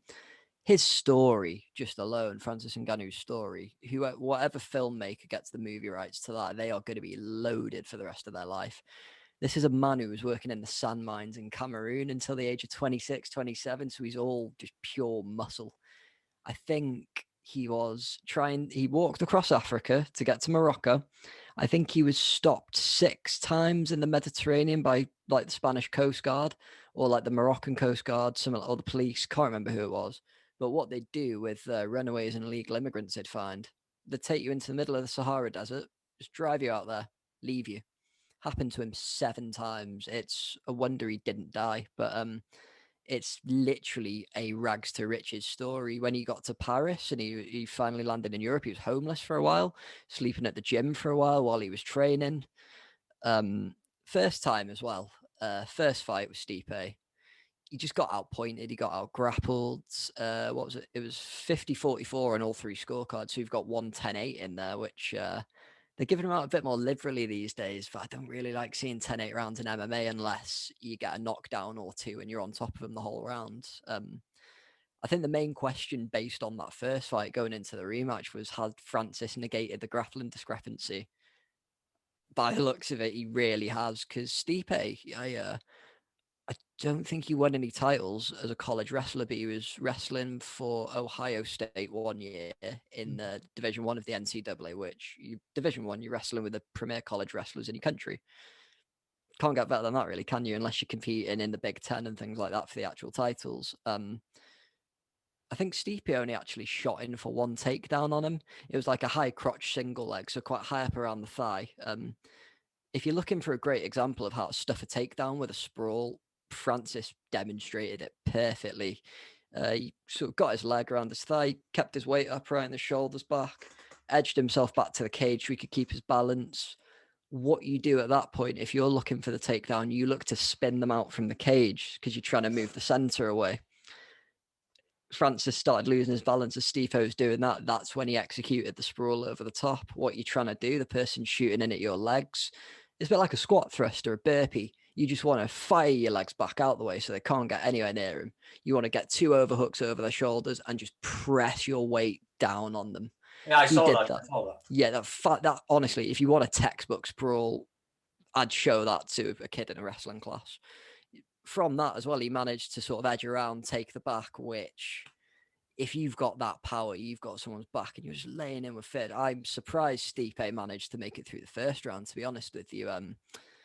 I think the finish came in the second, was it? Francis did knock him down once before. I think it was a straight punch he just didn't see coming. It was a good job. Yeah, he caught it. I think it was either a straight. I think it was either a straight left, and then he caught him with a nice straight right. And then the finish, like Stipe was just ducking in. He perfectly timed check hook inside with his left hand, and And that's what I love about Stipe as well. He just doesn't take himself seriously. He's an awesome guy. People were giving him shit on Twitter after the fight about not seeing that punch coming. He was like, "Well, if you look at it," so he tweeted a picture of himself knocked out on the floor. He's like, "Well, if you look at this picture, I was a bit too unconscious to see what was coming. So give me a bit of a break." But the one before that, the big punch that put him on the floor. He'd been rattled by those two. He looked kind of out on his feet, but rather than, again, you'd think with somebody with the experience of him would either try and grapple or whatever, but he came at him with a big punch himself, but he got caught straight away because obviously he was all over the place. So rather than sit back, he went for it, but got caught cold out, and that was what knocked him out. I think the issue with that might have been his 3 previous fights had all been with Daniel Cormier. So it was like trilogy again. But I think Cormier won the first one, then Stipe won the 2 rematches. That was basically the third fight was basically a boxing match for 15, 20 minutes of it. They shot a couple of takedowns in, and I think that was mainly settled due to an eye poke, which it seemed to be coming more and more often in MMA. You're getting fights stopped because a fighter's eyes out here somewhere and you can't see out of this. It's bad. Do you want some mind-blowing statistics about Francis Ngannou though? Because I've dug a couple out, and honestly, I had to check these stats because they were beyond belief. So going into this fight, Francis has had 31 minutes of cage time against Stipe. Oh no, sorry. At the end of this fight, because it was 2 fights, collectively, Francis has had 31 minutes of cage time, so 25 minutes in the first fight and about 6, give or take, in the second fight. Against other opponents, Francis has had 35 minutes collectively in the cage. That's against 11 other men. I think the 4 previous wins before that, they all came in under 2 minutes. They were all first round knockouts. The Rosenstruck one, literally 20 seconds. I think you've seen that. He just looping punches around, and then one shot gets you out cold. Probably knocked out Alistair Overeem with the scariest uppercut I've ever seen anyone land. And Overeem is an absolutely terrifying former Pride champion. He's been on all the steroids, let's be honest, and it's a wonder he's still fighting at this age. He's a really high-level kickboxer as well. I think he's from Hounslow in London, actually, but he's got a really weird Dutch twinge to his accent. He's one of those Dutch kickboxer lads, but honestly, it's one of those ones where you just see the head fire back. And I think Joe Rogan described it as he sent him to the shadow realm, and he wasn't far off with that one. Trying to think who the other quick finishes he's got are. None come to mind now. The only, apart from the first Stipe fight, the only real test Francis has had, I'd say, that he's struggled against was Derek Lewis. And the problem with that is they are both very, very similar fighters. Francis has got way more technical ability now. Now he's been training with the right people. So I'm not going to say he's just a puncher with power at this point. But when he was fighting Lewis, they were both just big lads with sort of big shots. And it was a very tentative fight. They were both sort of backing up and sort of not quite fainting, more sort of hesitating, if that makes sense. So that a lot of people are talking about. I don't know if Stipe is going to fight for the belt again. Wouldn't mind seeing him have a rubber match against Francis to settle the trilogy, but if it doesn't happen, I won't be too bothered. I don't think you want to fight him again. I don't think John Jones is the one everyone's talking about, though. And it's been transpiring today. John Jones has been a little dork over money. He's saying that $8 million is not enough to fight Francis Ngannou. And I think yesterday, actually, he was tweeting the UFC begging them to terminate his contract. So we don't know what's going to go on, to be honest with you. It's let me get the heavyweight division up, actually. Yeah, I don't think any of those top guys will want to fight him. He's a beast. The only one that will want to fight him will be the one that is begging for a big payday, and then I can't see anybody beating him in that division at the moment. No. But the thing is, with John Jones, he probably has the style to be able to negate Francis' power because he's just really long and awkward, and he fights sort of very long with his hands out all the time, and he's just unorthodox as well. 23 years old, John Jones, when he fought for his first ever UFC title against a guy called Mauricio Hua, absolute phenom of a Muay Thai kickboxer, one of the scariest Muay Thai practitioners we've seen, heavyweight or light heavyweight. John Jones opens the fight up with a flying knee. The sheer arrogance to do that against, I think he was a Pride champion Shogun, he was a UFC champion. John Jones is a once in a generation athlete. He is. Everyone talks about GSP being the greatest of all time. They'd say John Jones was the GOAT undoubtedly if he didn't get in trouble with the law and, get done by USADA for being coked up and hiding from him because he just smoked the joint in the gym. I think he's just hitting his 30s now. He looks older than that. He does. Because all the cocaine will do that to you, though, apparently. Yeah. 33 he is. Yeah. So he's but the other thing is, in his last few fights, it looks like he's sort of just been on autopilot, doing just enough to get past the guy. I don't know how much bearing the Dominic Reyes fight has on it, because Reyes got absolutely mauled by Blachowicz, who by a lot of people's estimation was just a journeyman fighter. I think he joined the UFC in about 2008 or the early 2010s. I think he was 2-4 in his first 6 fights, so he was very close to being cut, and then turns 38 and he knocks out Dominic Reyes for the vacant title. So, but yeah, Jones, he's been doing the right thing. He's had a bit of a while out. He's been sort of putting the size on naturally through weightlifting and that, trying to build himself up to heavyweight. I just don't. Again, it's a bit like Fury Joshua. It's a case of, can Jones get Francis to the ground? Does Jones still want it enough? Can Francis catch Jones coming in?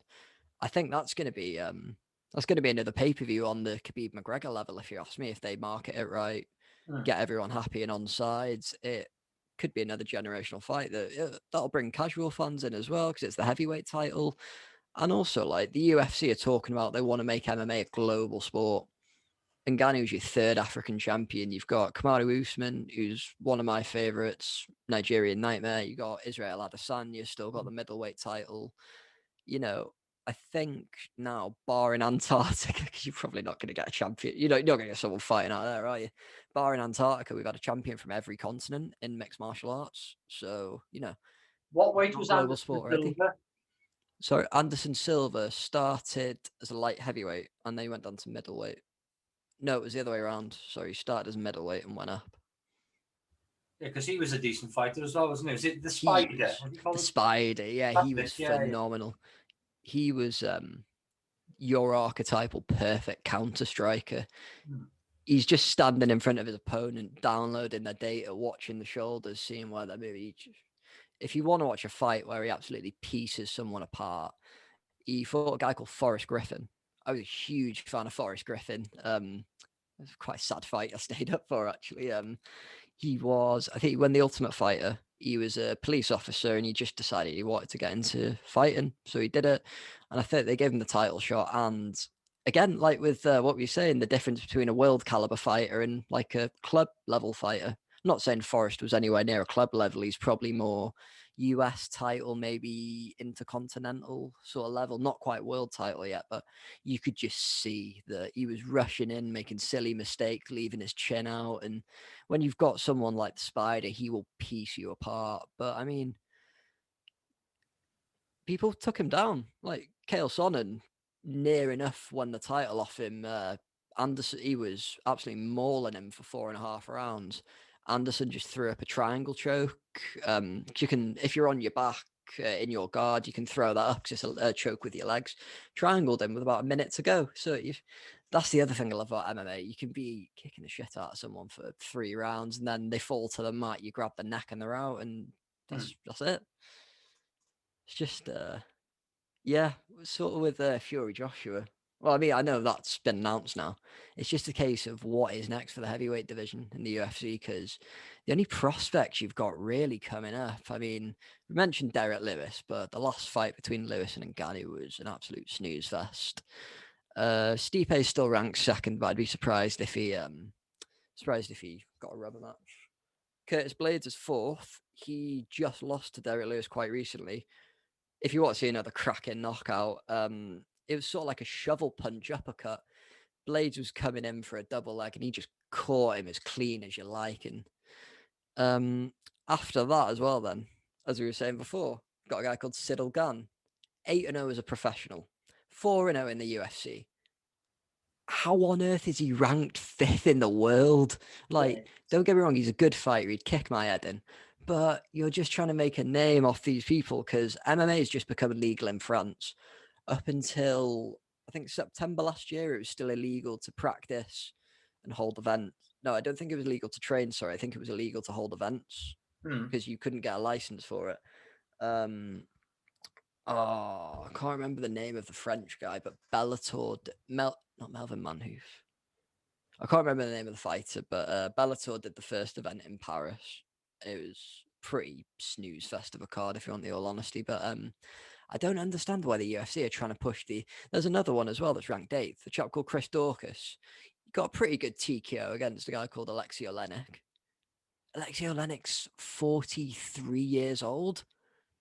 And he's a jiu-jitsu. No, sorry, he's not a jiu-jitsu specialist. He's a former Sambo wrestling world champion, which is the thing Khabib did. So it's wrestling, but you have submissions in. His ace in the hole is something called an Ezekiel choke. He'll get taken down. The person will be in mount.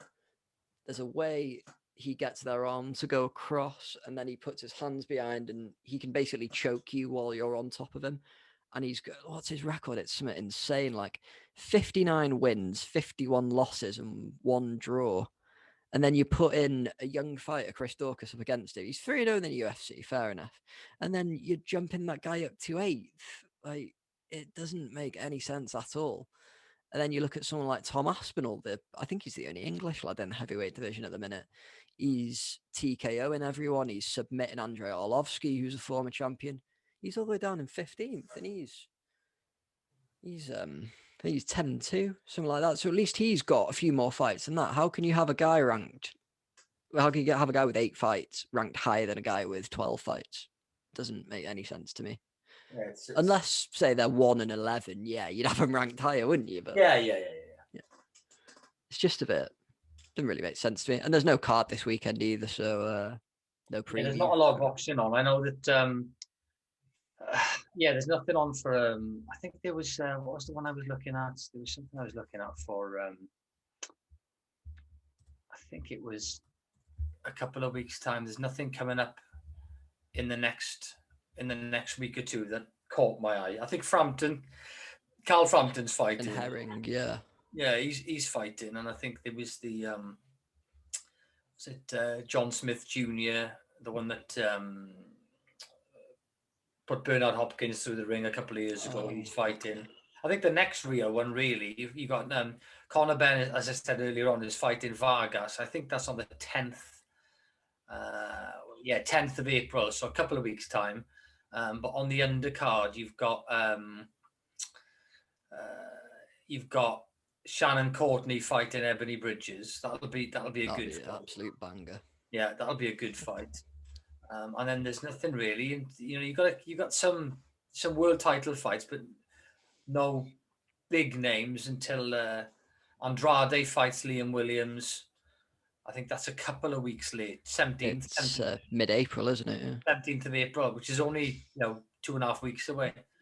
But there's nothing that stands out. I'm just flying through these here, and there's nothing. No, can't find anything really. There's no big fights on there at all in May. Until you get to Chisora Parker will be a good one. Oh, really? That's coming up in June. Katie Taylor against Jonas that's on the undercard, and Eubank Jr. fighting a nobody. Again, he's wasting his career. And then you've got Canelo and Saunders, which obviously we'll talk about at length closer to the time. But yeah, there's not really a lot on there coming up in the next few weeks. I think the 2 women's fights will be good. Probably more exciting than any of the men's stuff. That's coming up in the next few weeks. Aguero leaving Man City. Very good servant. Time to go because he's been injured pretty much for the last 18 months. And he's been saying for years he wanted to go back to Boca Juniors to finish his career anyway. So they're not going to renew his contract. They're letting him leave at the end of the season. They must have got a replacement. Who have they bought? I was trying to think of someone terrible to throw out there. Bamford. Go on, who do you reckon? They're getting Marouane Chamakh, Arsenal reject, back in the Premier League. Journeyman Moroccan forward. What more do you want? No, do they need to replace him? They've been doing pretty well playing with a false nine the last couple of weeks, I'd say. I mean, I think Foden's playing there sometimes. De Bruyne is playing there sometimes. I know Ferran Torres had a bit of a go there at the start of the season. He was scoring at the start of the season, wasn't he? He did chip in with a few. Yeah. I think they sometimes give Sterling a go in at false nine, but I don't think he's strong enough to play there. Yeah, I don't know. Do you reckon they've got someone sorted? Who do you think they'd replace him with? You can't win the Champions League and the Premier League and the FA Cup and the Carabao Cup without a prop. You've got to have a goal scorer. Every top team has got somebody that consistently, like Aguero, 25 goals plus.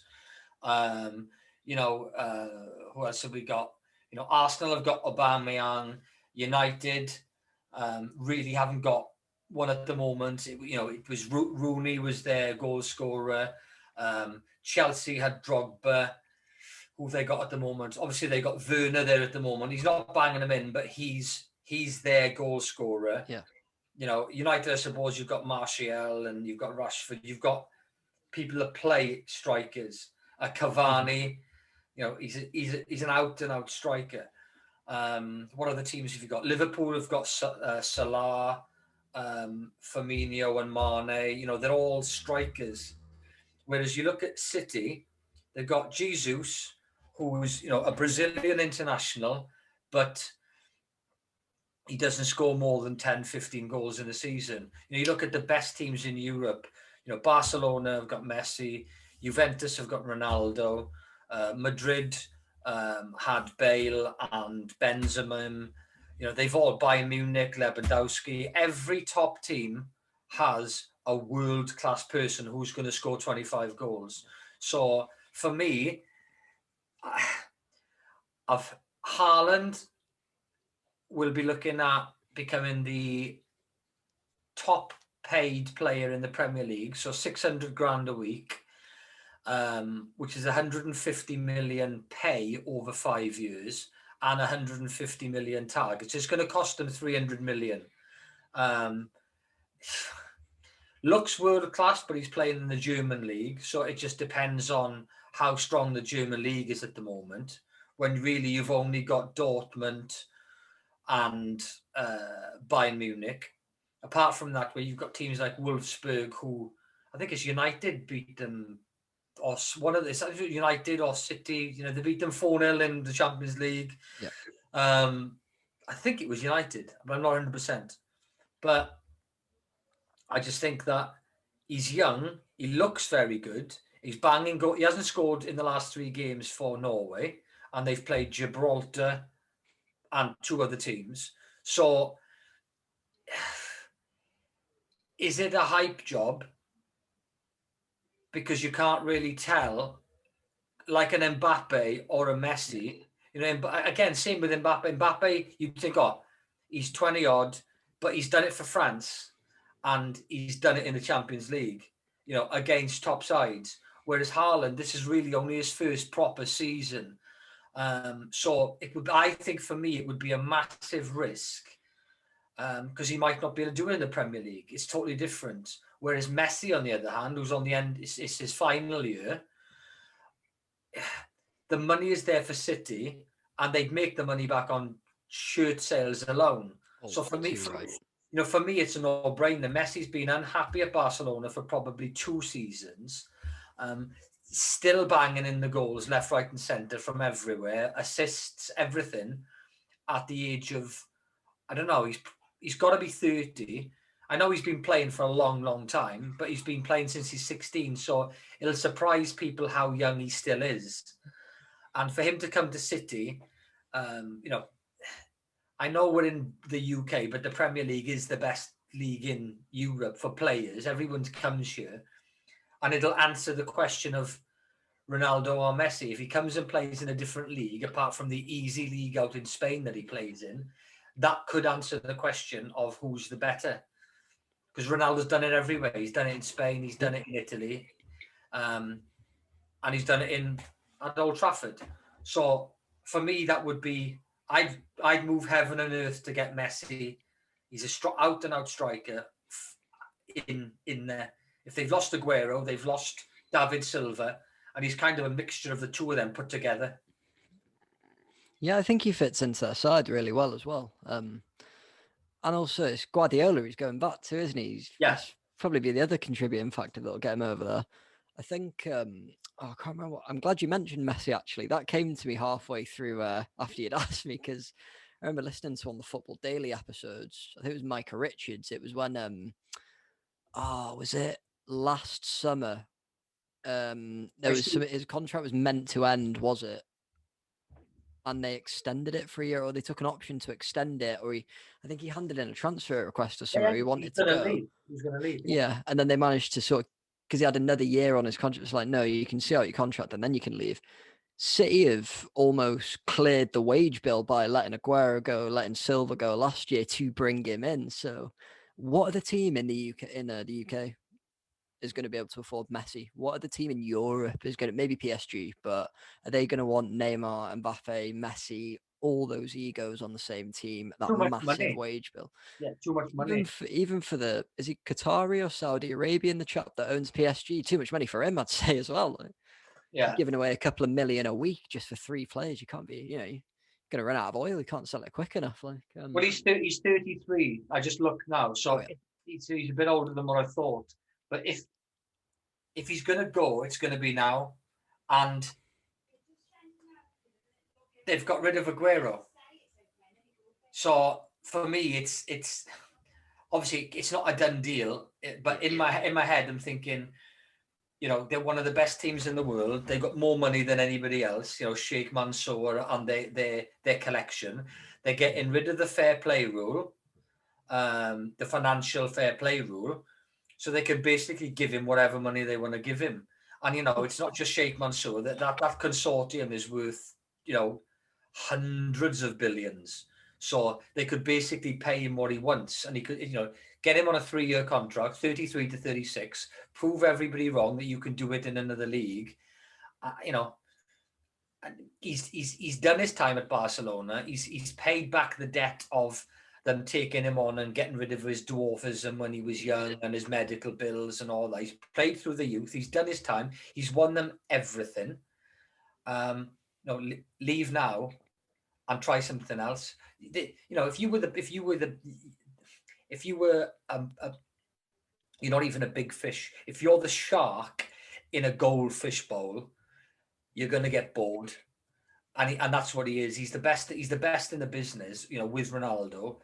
But he's playing against teams who give him so much time on the ball. He hasn't won the World Cup, like Maradona did. He won it on his own, whereas Messi's had far better sides. The teams that he's played with. He's had Aguero in the same team as him with Mascherano and various other good players. Was it not what's the defender? Not Goujon. Oh, another one I'm thinking of. It's something like that, but they had a good. They've had a quality player. I always felt it was the defense that let them down though, because they're like Di Maria, Aguero, Messi as a front three.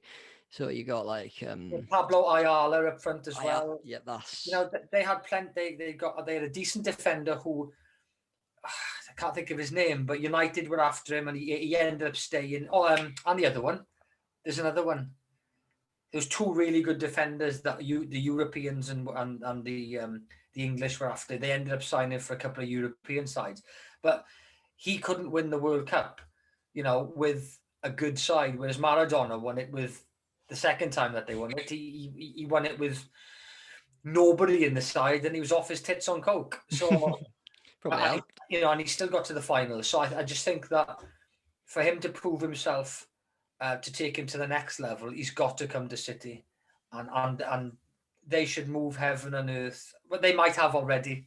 They might have already. This might have already all been agreed. So that's why they've let Aguero go, because they knew Messi was coming in. Yeah, I think so. And I just, it's time. Yeah, It's time. It's time for him to come. And the TV audiences in the UK would go up. 20%. I'd love to watch City with De Bruyne, Foden in midfield with him up front. It would be, for United supporter, it would I was still going to say, would you look forward to the Manchester derby then? Yeah, but it'll then, I think, put the fire in the belly then for people like Woodward at United and the Glaziers. They would have to then put more money in there, put their hands in their pockets. Even smaller teams like who've got plenty of money, like Villa, the top 10 side, they're gonna have to start splashing the cash to, if you've got that kind of money, you've got a bit of an ego, and you're not going to want to be thinking, oh God, City have spent another 200 million and they've bought Messi. I've got plenty of money. I don't want to be seen as a Scrooge and I've spent 10 million on on the next Ollie Watkins. They're going to be looking at. So I think that the level of Premier League then would probably move up a notch if Messi comes. Every team would want to be playing against Messi. Every player would want to play against Messi. So and teams would improve, because they know they're coming up against City with a Messi in there. At the moment, it's a much of a muchness. They got De Bruyne. He's been there for years. He's a big name. He's a world-class player, but they've been playing against him in and out for 10 years. He didn't make it at Chelsea. Same as Salah didn't make it at Chelsea. But they've come good now. But they've been in the Premier League for a long time. You need somebody to come in, like if Ronaldo came back to United, that might be the other thing. He's not happy at Juventus, and there could be 2 or 3 years of him back in the Premier League. Wouldn't it be great to have that Manchester derby, Ronaldo against Messi? That would be something to witness, because you could settle the Ronaldo-Messi debate in one match, basically, couldn't you? They played against each other, Madrid against Barcelona. But of course. But this is it's in a proper league, though. Yeah, let's be honest. Premier League with good players in it. It could be, it's exciting, and we'll have to see, because I think the league finishes in end of May, June this year. Yeah. And then it's the Euros is June the 12th. I think it's on the day that the pubs open. Yes, yeah. I think Wales's first games, because that's a Saturday, isn't it? The 12th. Wales's first game's on the Saturday. Don't know. I know a mate of mine messaged me saying, like, with a joke to do with the pubs open on the 12th, which is the same day as the Euros, and there was some like some joke line at the end of it. But, it was like, oh yeah, that's going to be a bit crazy. I don't think we're getting pubs in Wales until the end of May, start of June, potentially. So we might not even be. Me and my mates were all thinking, thinking of opening hospitality soon. Sound we may as well book the Wales games off work and like the round of 16 and quarter final in case we get through. Pubs aren't looking like they're going to open by then, so it's like. But they're opening. You decide what you're doing, please. The beer gardens are going to be open. The beer gardens are opening soon, aren't they? Yeah, but do you want to sit in a beer garden in Rail getting your pint crapped in by seagulls? I don't know if it's middle of June and it'd be quite nice. Yeah, and the weather's decent, but it'll be interesting. And obviously the last point, Wales champions again in the rugby. Thanks to France and Scotland. Scotland beating them, and it didn't really matter. I saw the first half once it was 13-10, game over. They're not going to win by 21 points. Just the icing on the cake for Scotland to be dished out the same medicine as they did to Wales in the last last kick of the game. So it was good to see that. And then the debate of the British Lions coming up now in the next 6 weeks, because that'll be in June. Being confirmed as happening out in South Africa at the moment. So fingers crossed, that'll be a good another good thing to look forward to in June, July. Definitely. I don't know. I've never really been one for the Lions tour myself. It's just never really gripped me as much as watching Wales does. But I don't know. I think like the last tour was in New Zealand. The first ever one I watched, it was Australia before, was it? It was New Zealand last time because they drew the series. Is that correct, or have I got that completely wrong? No, yeah, but you're going to talk about the Australian one where they annihilated Australia 30-odd points Yeah, on them. But that was the one where in one of the games, Wales had 12 players playing. That was this, the Welsh and Irish Lions. Yeah, Jamie Roberts tore them apart and scored a couple of tries. Yeah, that was awesome. Saying that, it's looking more like it's going to be the Irish, Scottish, and Welsh Lions this time around. For me personally, from England, Ben Youngs, maybe Watson and Mago. Apart from that, I don't really think anyone stood out that massively to me. Again, probably I'm biased. Well, I am biased. I'll freely admit that. But like everyone's going on about Tom Curry, I don't really think he played better than any of the Welsh flankers did. Or what's that Scottish fella called? Is it Watson? Hamish Watson. Yeah, so he's played really well throughout the tournament. So I don't know. Did you see the Lions Facebook or Twitter page? They released that fan vote for who should be the starting 15. Didn't think to pick a place kicker in the starting 15, did they? No, but they picked about 6 or 7 English. I think Alan Wynne-Jones, and I think he was the only Welsh forward in there. And in the backs, I think they had, was it maybe George North? I think it was 1 Welsh forward and 1 Welsh back. And you're like, seriously? You've got the champions with 2 players in it, and you've got the team that came 5th with 6 or 7 players in it. So it's a rubbish vote, because at the end of the day, it comes down to Gatlin and his team. And, you know, as you mentioned, the flankers, I think Curry will definitely go because he's a good flanker, but so will Watson, and so will Navidi and Tipperick, you know, and then you've got Byrne, the Irish guy, who can play in the back row, but he can also play second row. Henderson and Alan Wynne-Jones in the second row. I think Itoje will go, but on his form,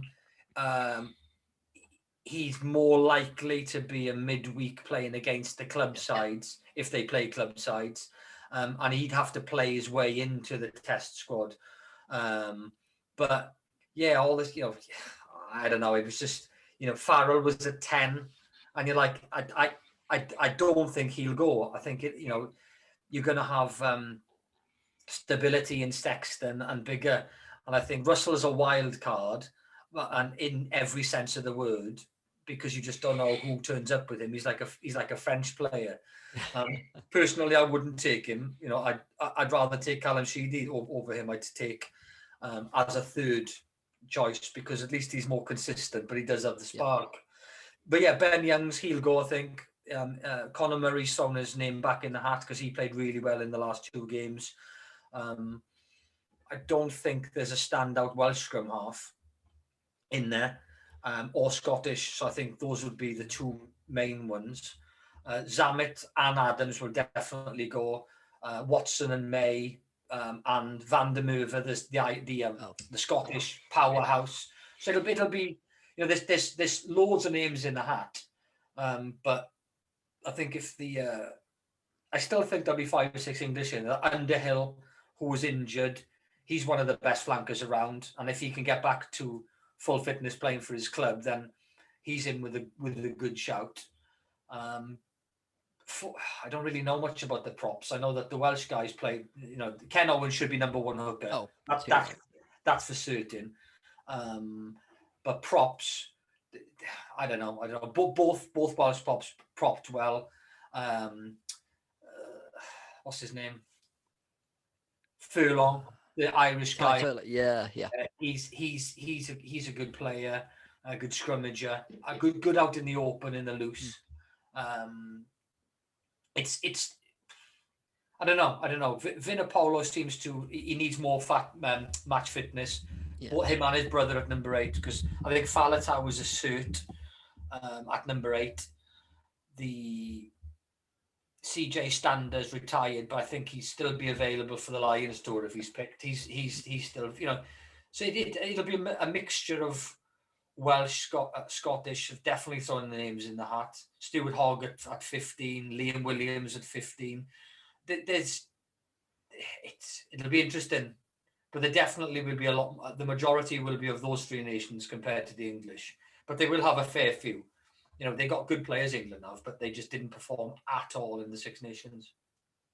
That's the thing, is that going on a Lions tour, they're going to want to perform. You're not going to want to just go off and have a little jolly around South Africa. You don't want to go on a Lions tour to sit on the bus. You want to be playing. So players like Venipola, like you said, I don't think they should be taking Owen Farrell. He's done nothing.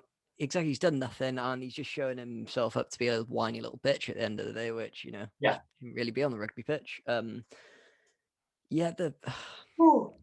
think it's the sort of scrum half paradigm who's going to back up Conor Murray, because I think I said before Ben Young. Oh no, I think I said it on the other show actually. I was chatting about Ben Youngs. I think he's probably been one of the few England players that's been quite consistent over the last few years, but he's getting up there as well, isn't he? He's been around since I've been watching rugby, so he's decent. He's decent. And to be fair, I can't remember his name, but he kept Murray out. He's got a double-barreled name, hasn't he? That's it. Yeah, I know the guy you mean. He's a decent scrum half. So I think, you know, Gibson something. He's a good scrum half. But you know, Kieran Hardy, the Welsh guy, he's out injured. He would have been the Welsh choice. But it'll be good to see the squad, because obviously it'll be 30-odd man squad.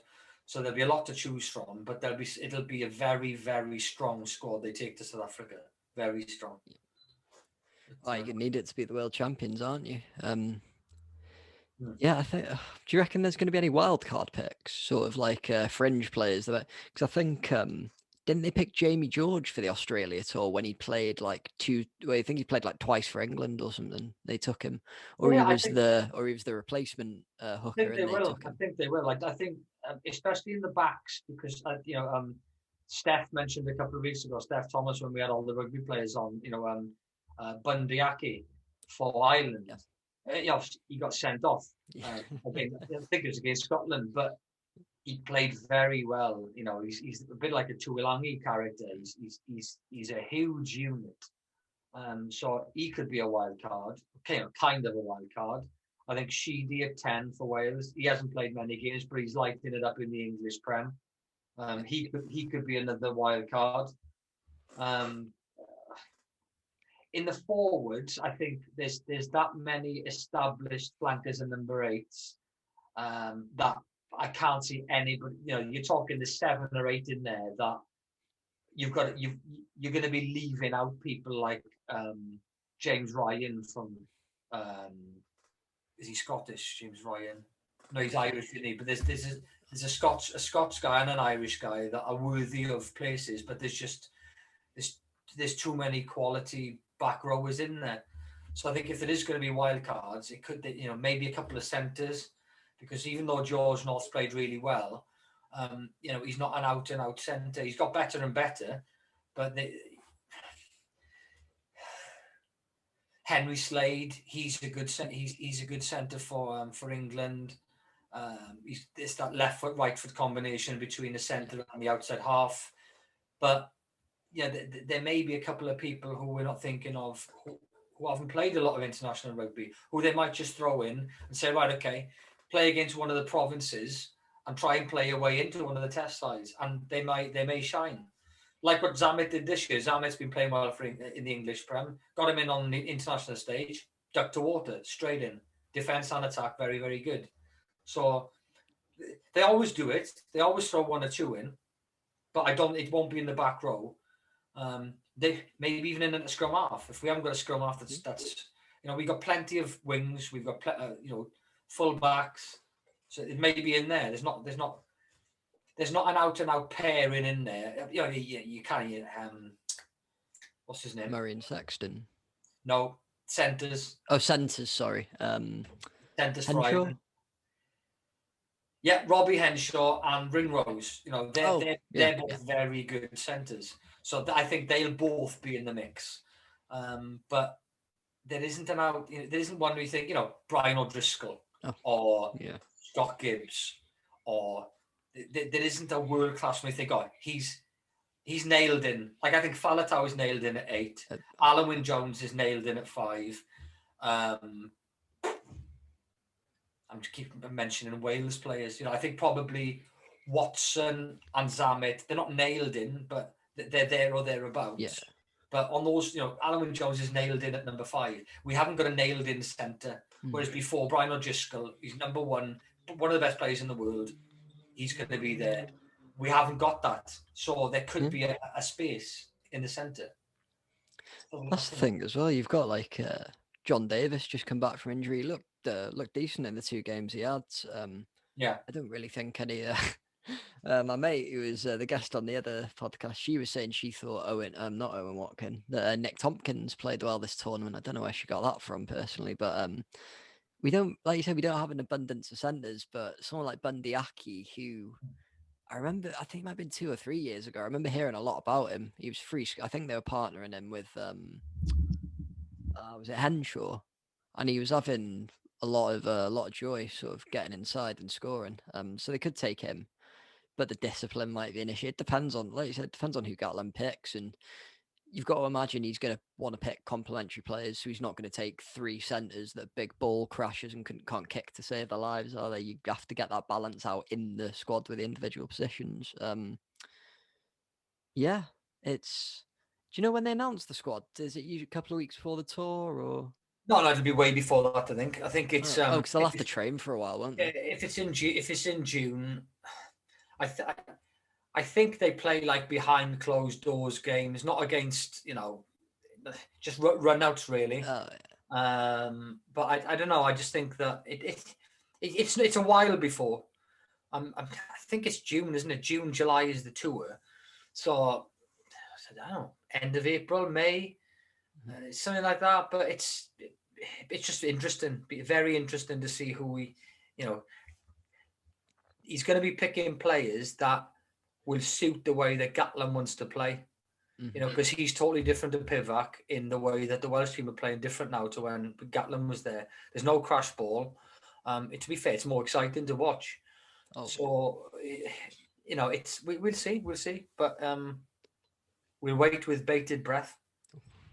But that's it. That's everything for today. I know that AD is on after with his show. So you've been listening to Randolph and Martin on Sportanarium. We'll catch you next week. The Premier League will be back, so we'll do a bit more on football.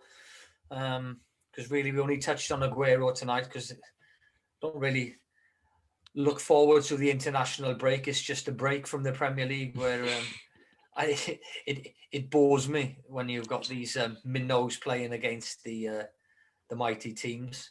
But yeah, we'll see you all next week. Thanks for all the chat, Mart, and I'll try and get a couple of guys on next week from the Premier League, a couple of supporters, a bit of a fan zone.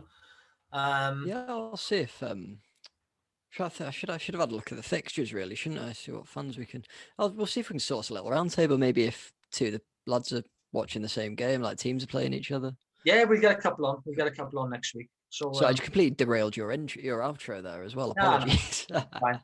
But as I said to Martin, rudely interrupted, it's Randolph and Martin's sports talk on a Friday night, and hopefully we'll see you all next week. And hope you enjoyed the talk tonight. Thanks very much, and see you then. Cheers, guys. Thank you.